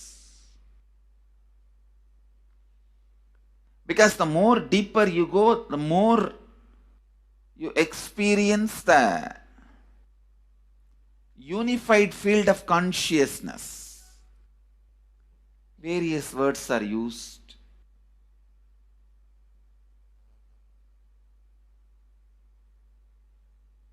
Some of the Hindu traditions uses the word Atma, Brahman. Some of the Hindu traditions use the word Nirvana. Whatever word you may use, Atman, Brahman, Nirvana, unified field of consciousness, whatever. But one thing I want to tell you, the deeper and deeper you go in your inner space, you experience the vast oneness.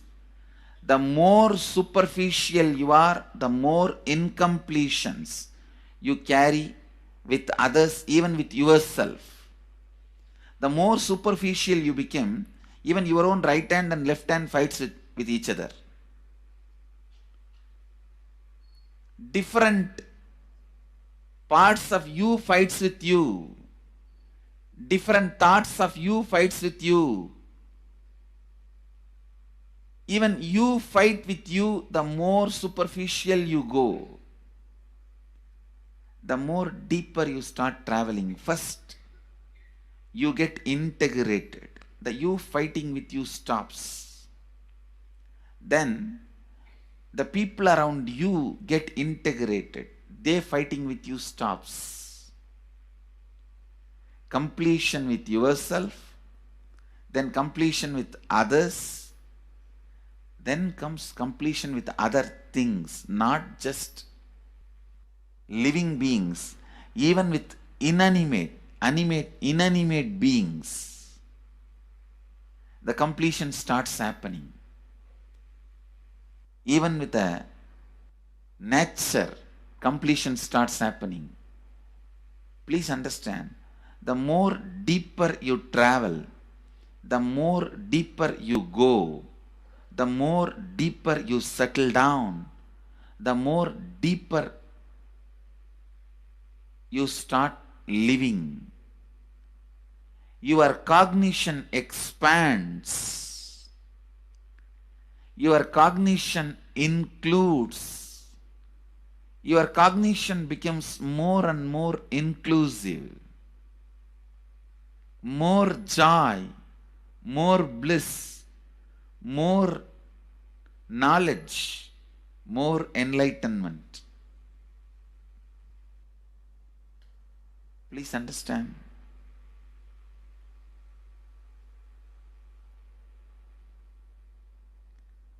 The more and more completion happens in you, you will see everyone around you feels complete with you.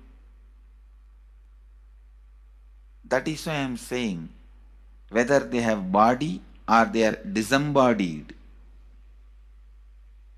in the deepest corners of your being, deepermost layers of your being, deepest parts of your being, you experience such powerful awareness, such joy.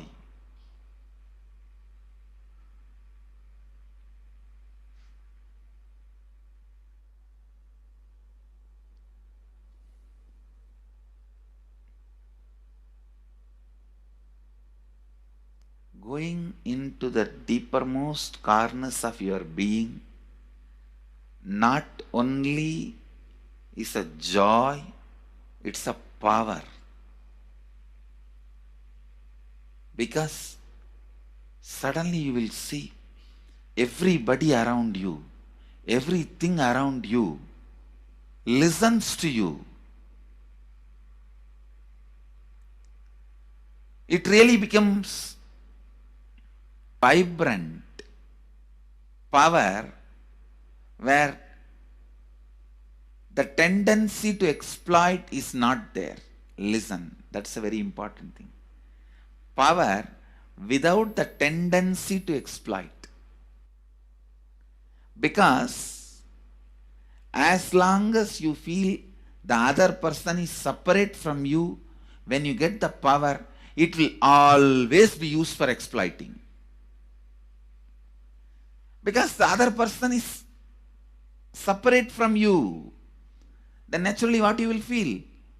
Let me suck all the possible energy, intelligence, time, talent, treasure. But when you feel the other person is your own extension, you will see, you will be showering so much, enriching so much. The power you have will not be exploiting, it will be enriching. I tell you, even if death comes at this moment, I can tell you very clearly, I can face the death directly and tell the death, I have enriched every human being more than what I received from anybody. I have given to every human being whom I met in my life more than what I received from them. My accounts is clear. I am ready. Come on, let's go. My accounts is clear. I don't have debt. No credit card money to be paid, loans to be paid, no debit card, no credit card. My accounts is clear. Understand, when you feel everyone is your extension, the power given to you, the power you gain, see, any living is power. Powerful way. Even in that, you will become powerful. So any lifestyle you choose, you will get power in that field. Whether it is exploiting or enriching, murdering or raping or go on serving. Whatever lifestyle you choose, living is power.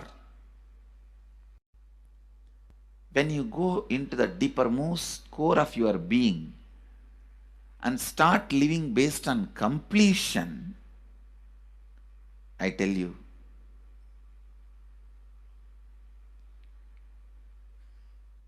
the first power you will experience is everything around you listens to you. That power will simply make you enrich everyone. The best power you can have through living is power of enriching. Whatever you do, as I said, whether you live the life of enriching or exploiting, you will become powerful. I tell you, the power of exploiting brings more and more conflict within and without. And those conflicts naturally bring suffering. And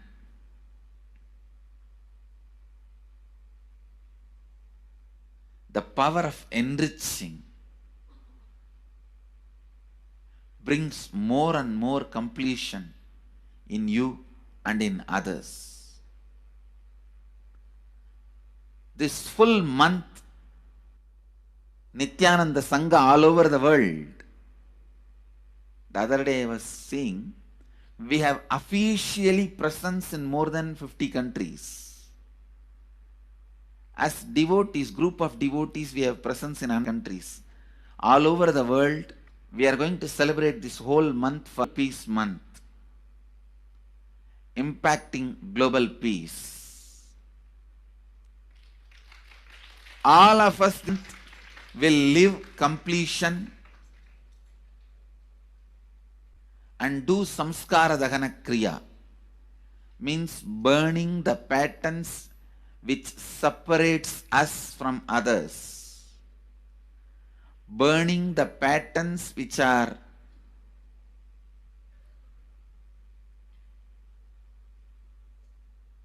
constantly keeping us in a superficial level. All over the world, we will be doing samskara dahana kriya, burning our patterns and leading us to more and more completion. And we also have special 3 Nitya Dhyana Yoga program teaching people signs of completion and facilitating samskara dahana kriya. This month, 20th, 21st and 22nd,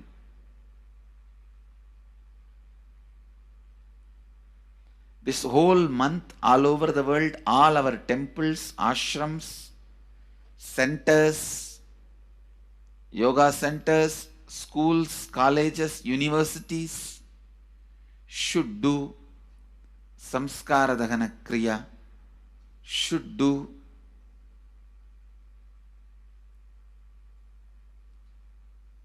the practice of burning all the incompletions and patterns which leads to conflicts, bringing more and more peace inside us and outside us, spreading peace. This whole month, let's impact global peace. Let us really contribute to the global peace, not just talking about it. Let's do it. Let's do it. Not just talking about it. Let's do it.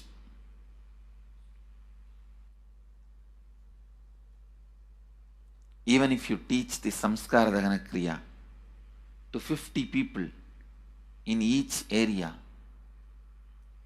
each place where we have centers, ashrams, temples, two-way centers, yoga centers, even 50 people, each Tanidar teaches, enriches them with these signs.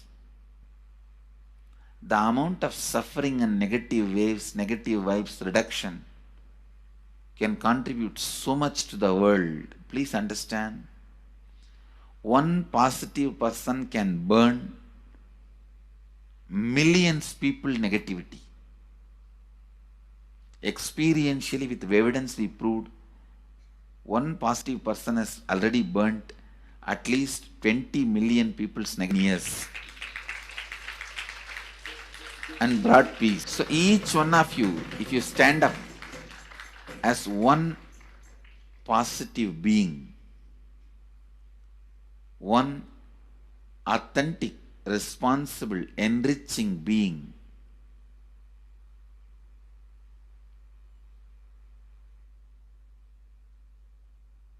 I tell you,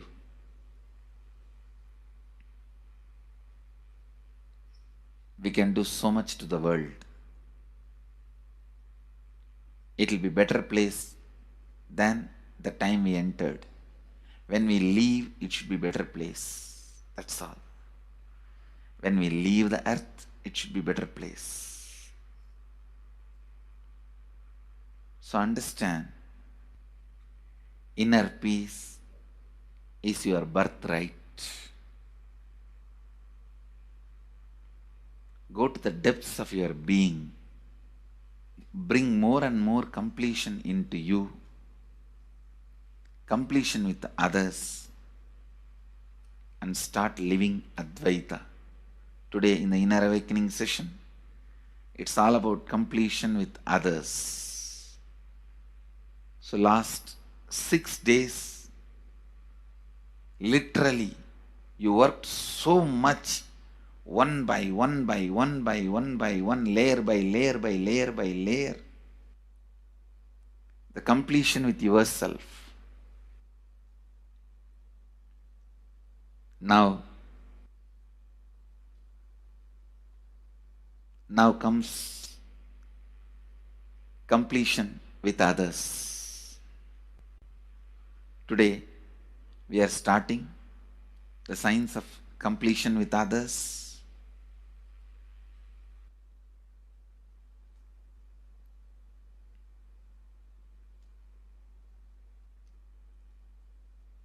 It's one of the most powerful signs.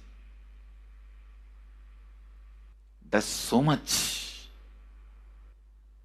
to human beings, not just healing their relationships, even inside their consciousness, this inner space, so much of good is done. So much of awakening is done.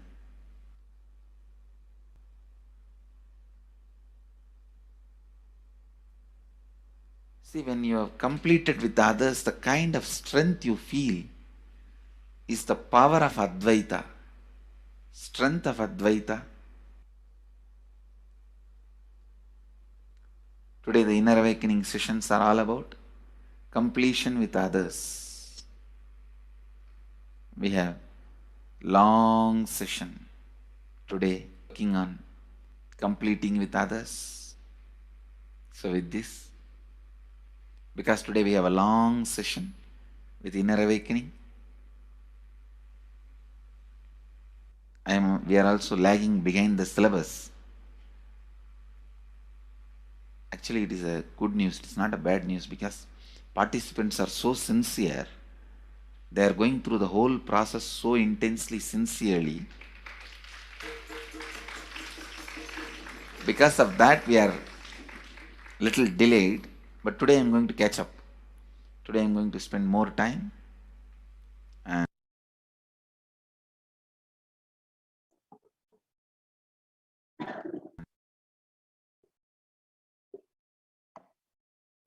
Now let us listen from the Supreme Pontiff of Hinduism that the self-transformation is the secret to achieve global peace.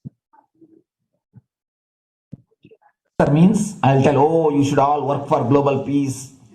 You should all work for turning the world. You should work for revolution. You should work for all these, that things. You should vote only the party which says that it will stop the war and all these things. This is the social answer. Nonsense.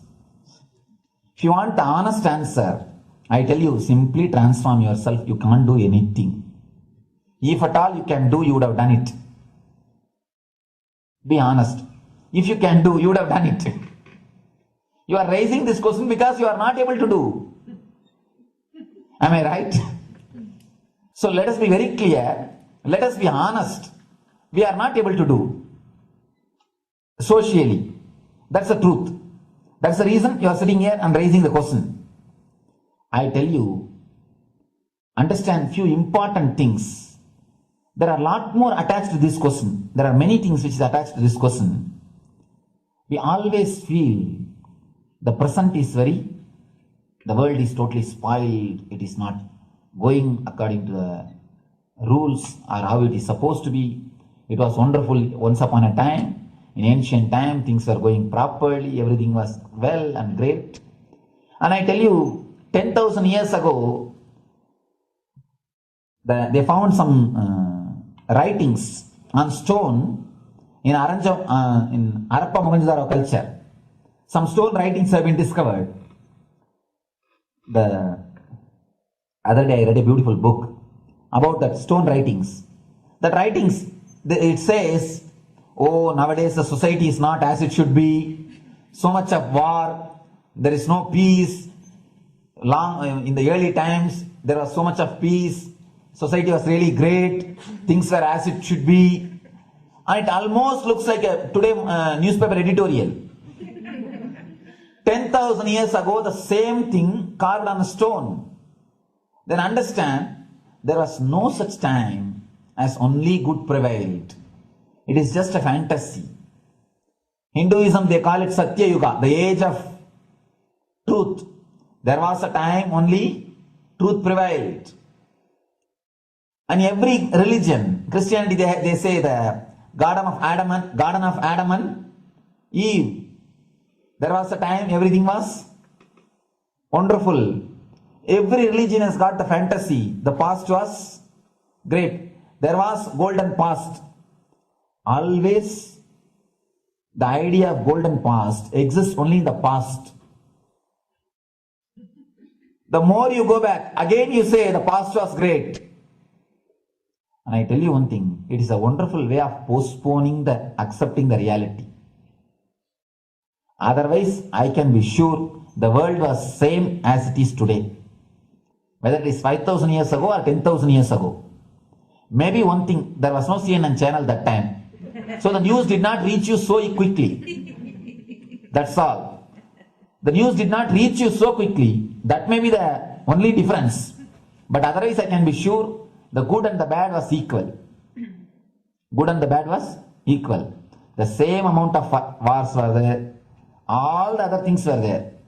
If you read the Puranas, the mythological stories of India, you see enough of things, enough of dirty things. I think sometimes I find a little more. And if you read completely the Puranas or the Hindu scriptures, there are a lot of things much worse than modern day. The criminal activities or bad things or negative things, whatever you say, all this stuff. And never think only present day is corrupted or violent. In the ancient days also, all these things were there. Only one thing was not there, the CNN news or the internet. So the news did not reach you. But otherwise I can tell you, enough the good and bad was there. It always will exist. It will exist. All you can do is, if you awaken yourself, if you reach the enlightenment state, you can go beyond it. And I tell you, enlightenment is the only service you can do to the society. Just become enlightened so that you will reduce the negativity. Now, as of now, you are also the part of negative group. Naturally, we will be a negative group.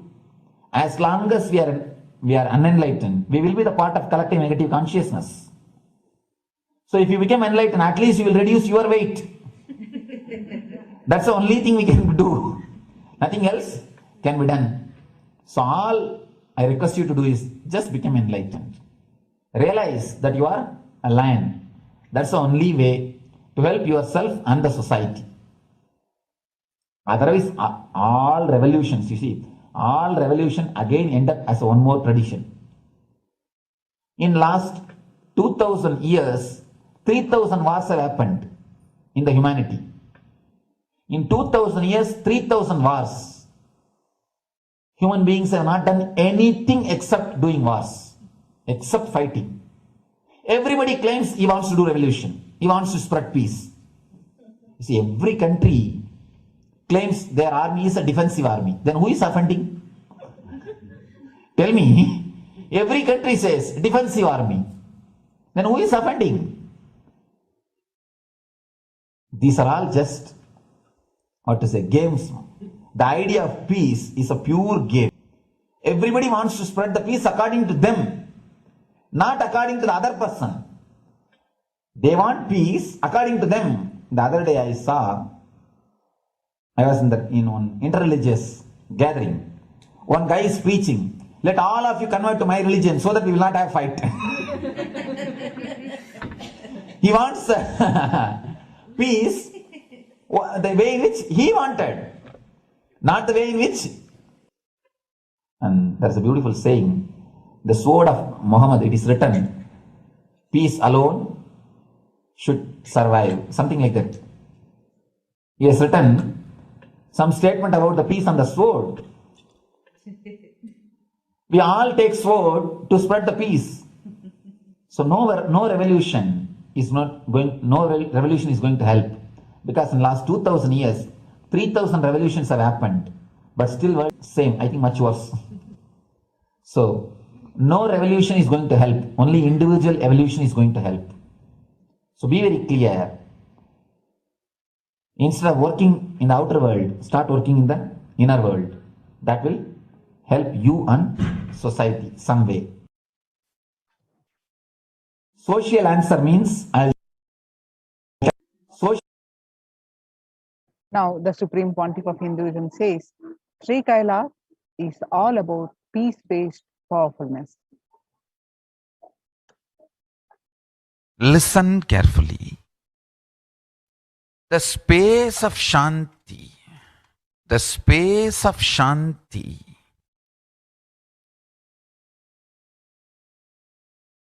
is where Kailasa grows. Listen carefully. It is in the deep powerfulness of peace, or peace-centered powerfulness is the ground, breeding ground for Paramashivatva to manifest. Please understand. Like how pure mirror reflects everything, pure Shanti based Shakti, peace based powerfulness reflects Paramashiva. Paramashiva manifests in peace based powerfulness. Please understand. Neither violence nor powerlessness. Powerlessness is weakness. Violence is abusive. Peace centered powerfulness. Powerfulness centered peace. All the Upanishads starts with peace, completes with peace. Shanti mantra starts with Shanti mantra, gets completed with Shanti mantra.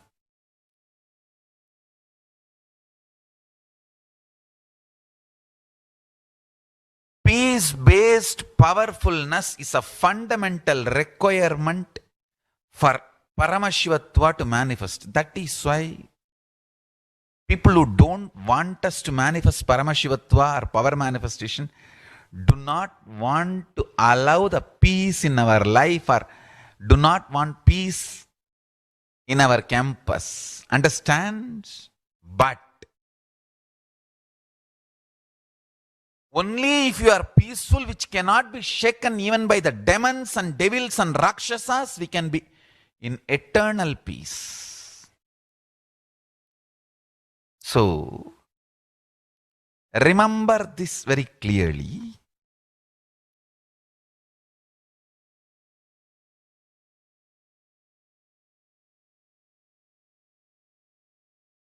Peace alters the very DNA structure, genetic structure, the core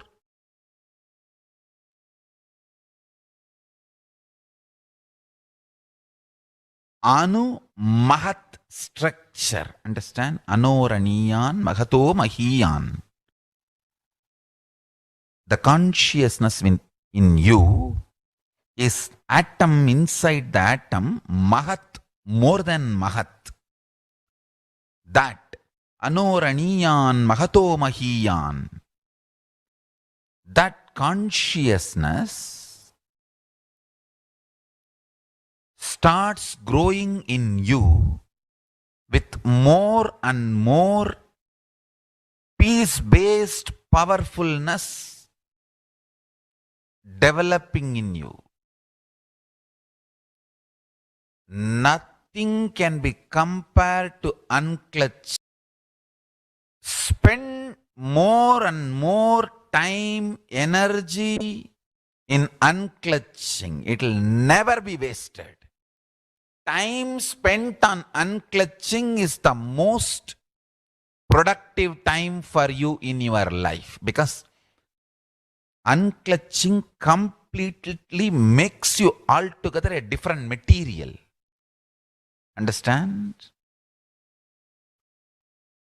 It makes your very biomemory, muscle memory, core structure, molecular structure, genetic structure, DNA structure, everything.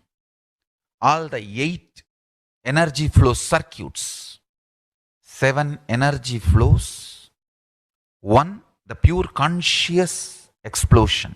So totally 8 energy flow circuits exist in you.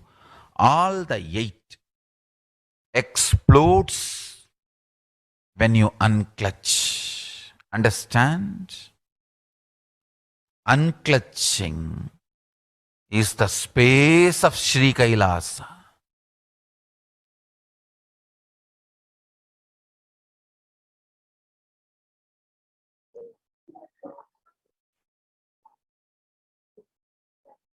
Now, Supreme Pontiff of Hinduism says, every prayer in Hinduism begins with the peace and ends with peace. Every chanting, every prayer in Hinduism ends with Shanti, Shanti, Shanti 3 times means peace, peace, peace. Hinduism is the real religion. Loving peace, living peace. Individual level, social level, global level. Understand? Hinduism lost all its 56 nations, 200 states, 10,000 kingdoms, samsthanas, is not a loss to Hinduism, it is a loss to planet Earth, human beings. Wherever Hinduism is practiced, kept alive, the ideal of global peace is kept alive. Just do this one simple statistics. You yourself study. Google and study. Take the top 10 religions and list how many people they converted in last 200 years. How many people they killed. List for each religion. I can be 200% sure. You yourself will realize Hinduism is the most peace-loving and peace-living religion, neither conversion nor terrorism. Neither conversion nor terrorism. Being the supreme pontiff of the most peace-loving, peace-living religion, I give you all my blessings on this International Peace Day. Understand? It is we Hindus need to keep the global peace as a living possibility, and we need to make this global peace as reality. Just talking about global peace will not work. Working for global peace only is the responsibility of the real living Hindu. Anyone who wants to claim themselves as a Hindu or practicing Hindu should work for global peace. Global peace is our responsibility.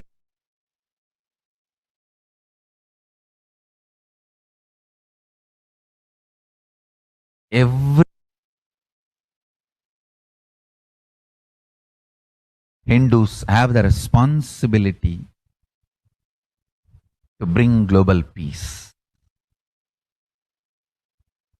So you can also throw a challenge. See, if you are making a Hindu micronation, you can throw this challenge to each one, your friends, family, 10 people.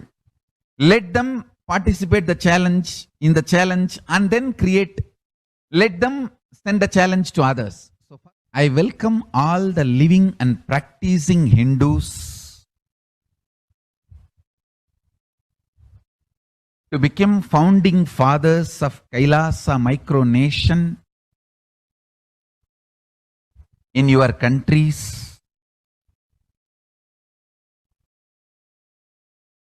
You can also make a challenge, like how they made ice bucket challenge and all that.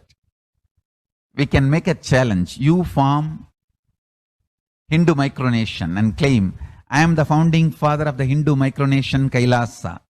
And then you can invite your family, friends for a challenge. 11 people. You form and you challenge 11 people and they also form and they spread. So let us start spreading. This project is my message on this International Day of Peace.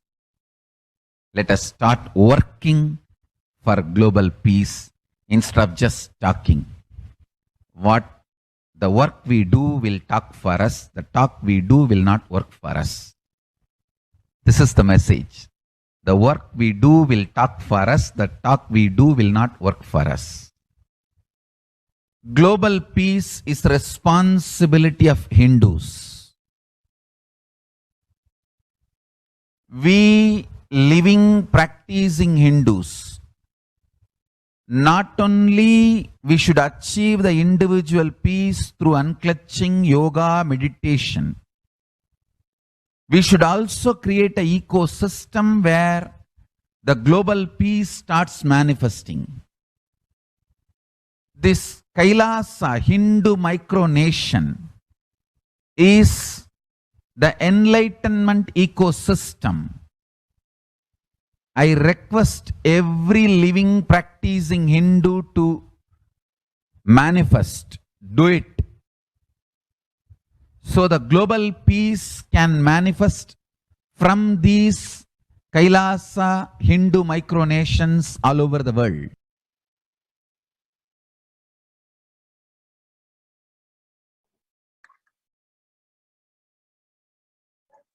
Hindus have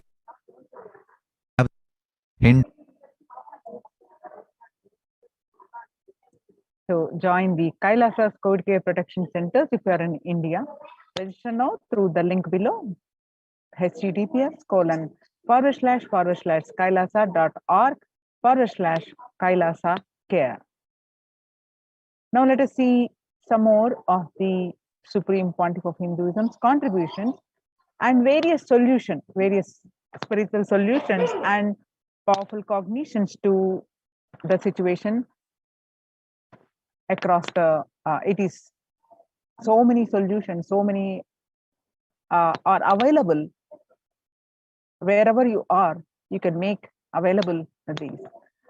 The Sovereign Order of Kailasa, led by the Supreme Pontiff of Hinduism and Nithyananda Order of monks, nuns, and Hindu diaspora are working for global peace and to give a super consciousness breakthrough to humanity.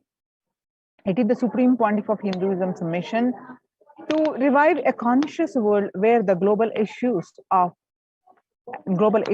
at the climate, economic, social, health, and humanitarian levels cease to exist from their very grassroots, turning the problems of poverty, hunger, violence, discrimination into powerful living through the experience of oneness.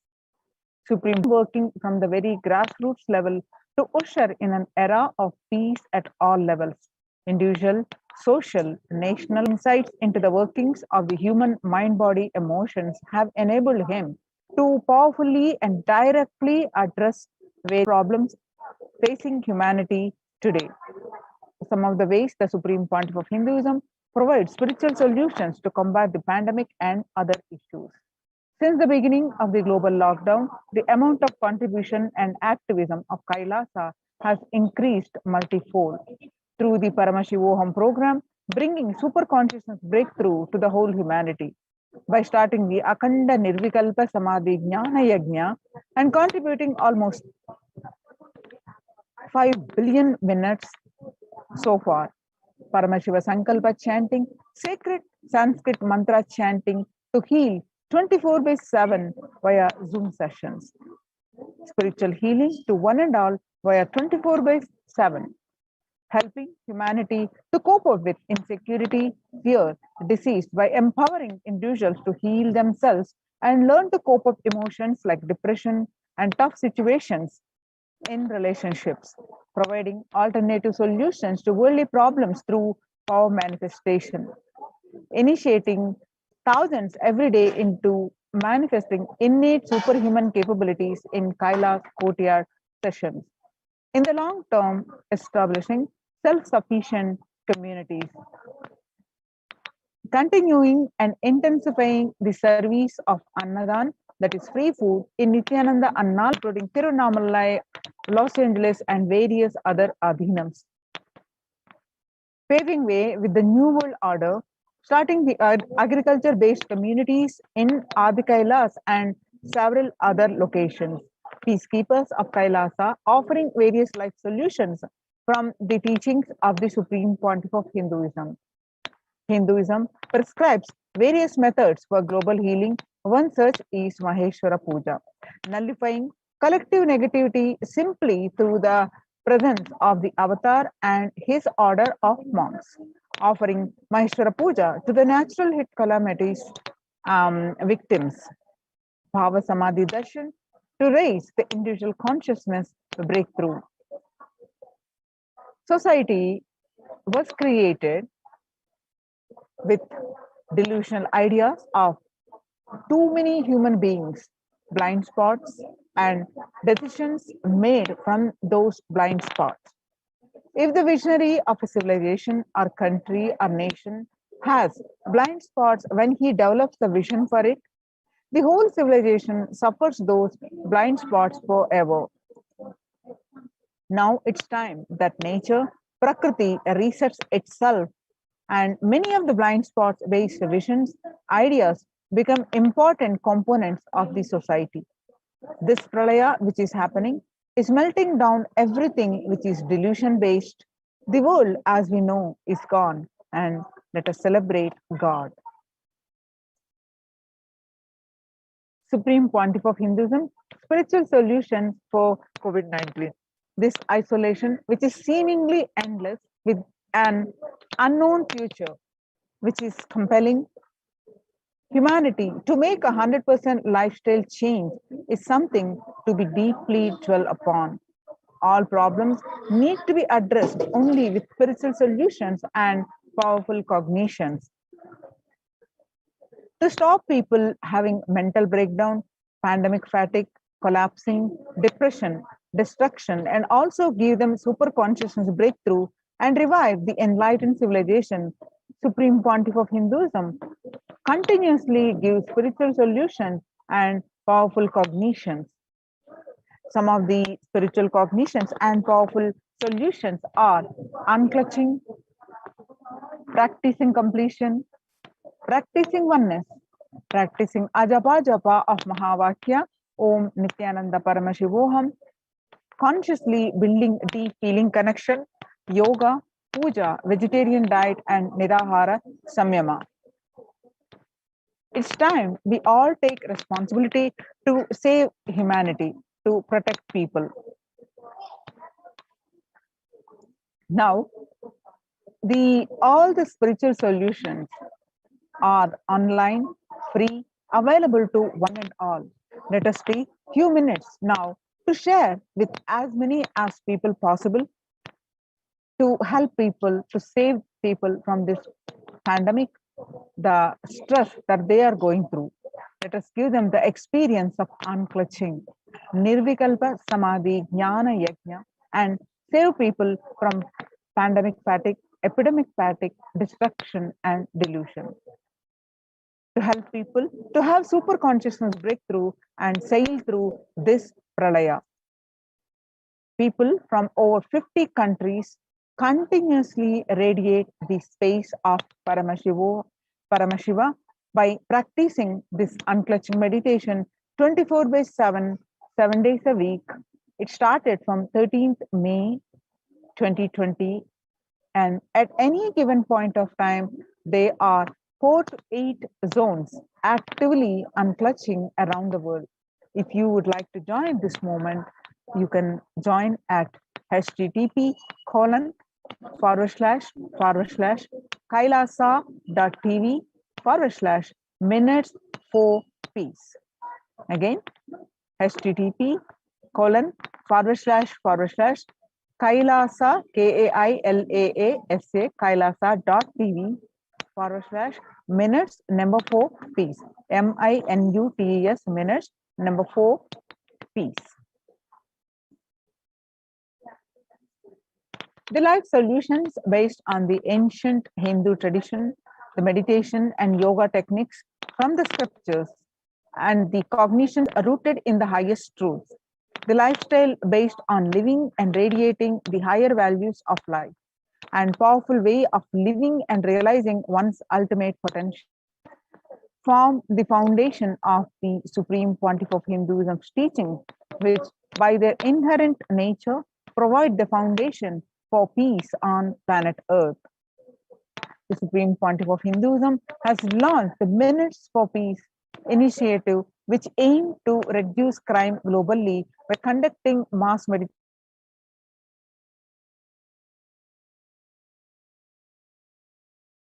the program, it crossed over 1 billion minutes of meditation. The scientific studies have shown a reduced crime rate after the participation in the meditation and completion techniques. In 1976, it was found that when 1% of a community practiced meditation, pujas, the crime rate was reduced by 16% on an average. The current tally on the Minutes for Peace website is more than 4.3 billion cumulative minutes of meditation logged, including all the events, programs, and festivals where people have gathered in large numbers and participated in meditation and rituals. In total count, the total count comes out to be a staggering 409 billion minutes of meditations so far. About 5,000 devotees, you can see the glimpses here, have gathered and participated in a 48-day meditation program called Shuddhatvaitam.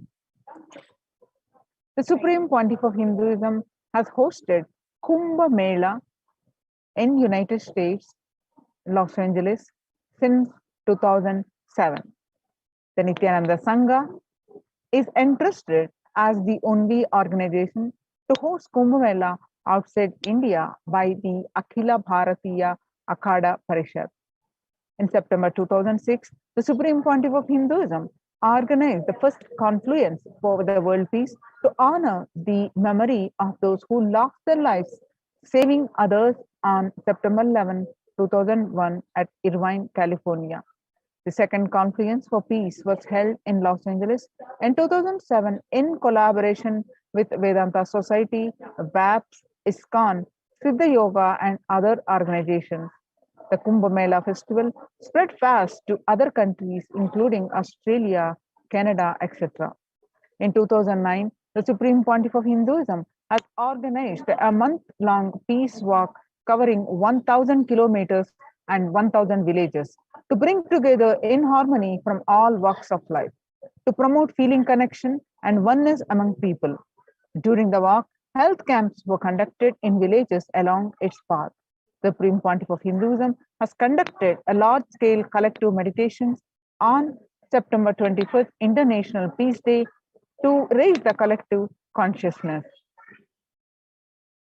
One of the greatest contributions that the Supreme Pontiff is contributing continuously is initiating thousands into sannyas. Sannyas is our social responsibility. Let us save Hinduism and humanity. Supreme Pontiff of Hinduism has revitalized the monastic tradition of sannyas by initiating hundreds of people into Nithyananda monastic order. The all-renouncing monks contribute to the best thing to human civilization, living their life with the cognition that life is for others. These monks and nuns act as hall beginners of peace and empowerment for the human society distraught with violence, depression, and other forms of life negativity.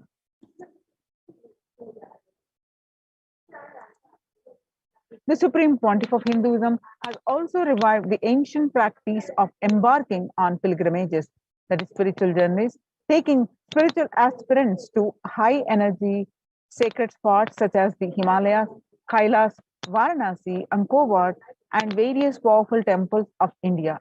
Even though prevalent in India, this practice is rapidly losing its original context, turning into a recreational family vacation.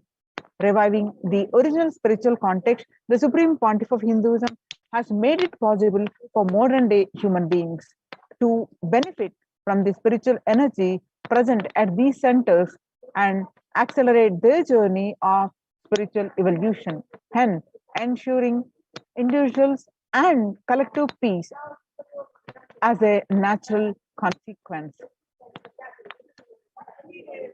The food systems hold key to ending world hunger according to the United Nations Environmental Program.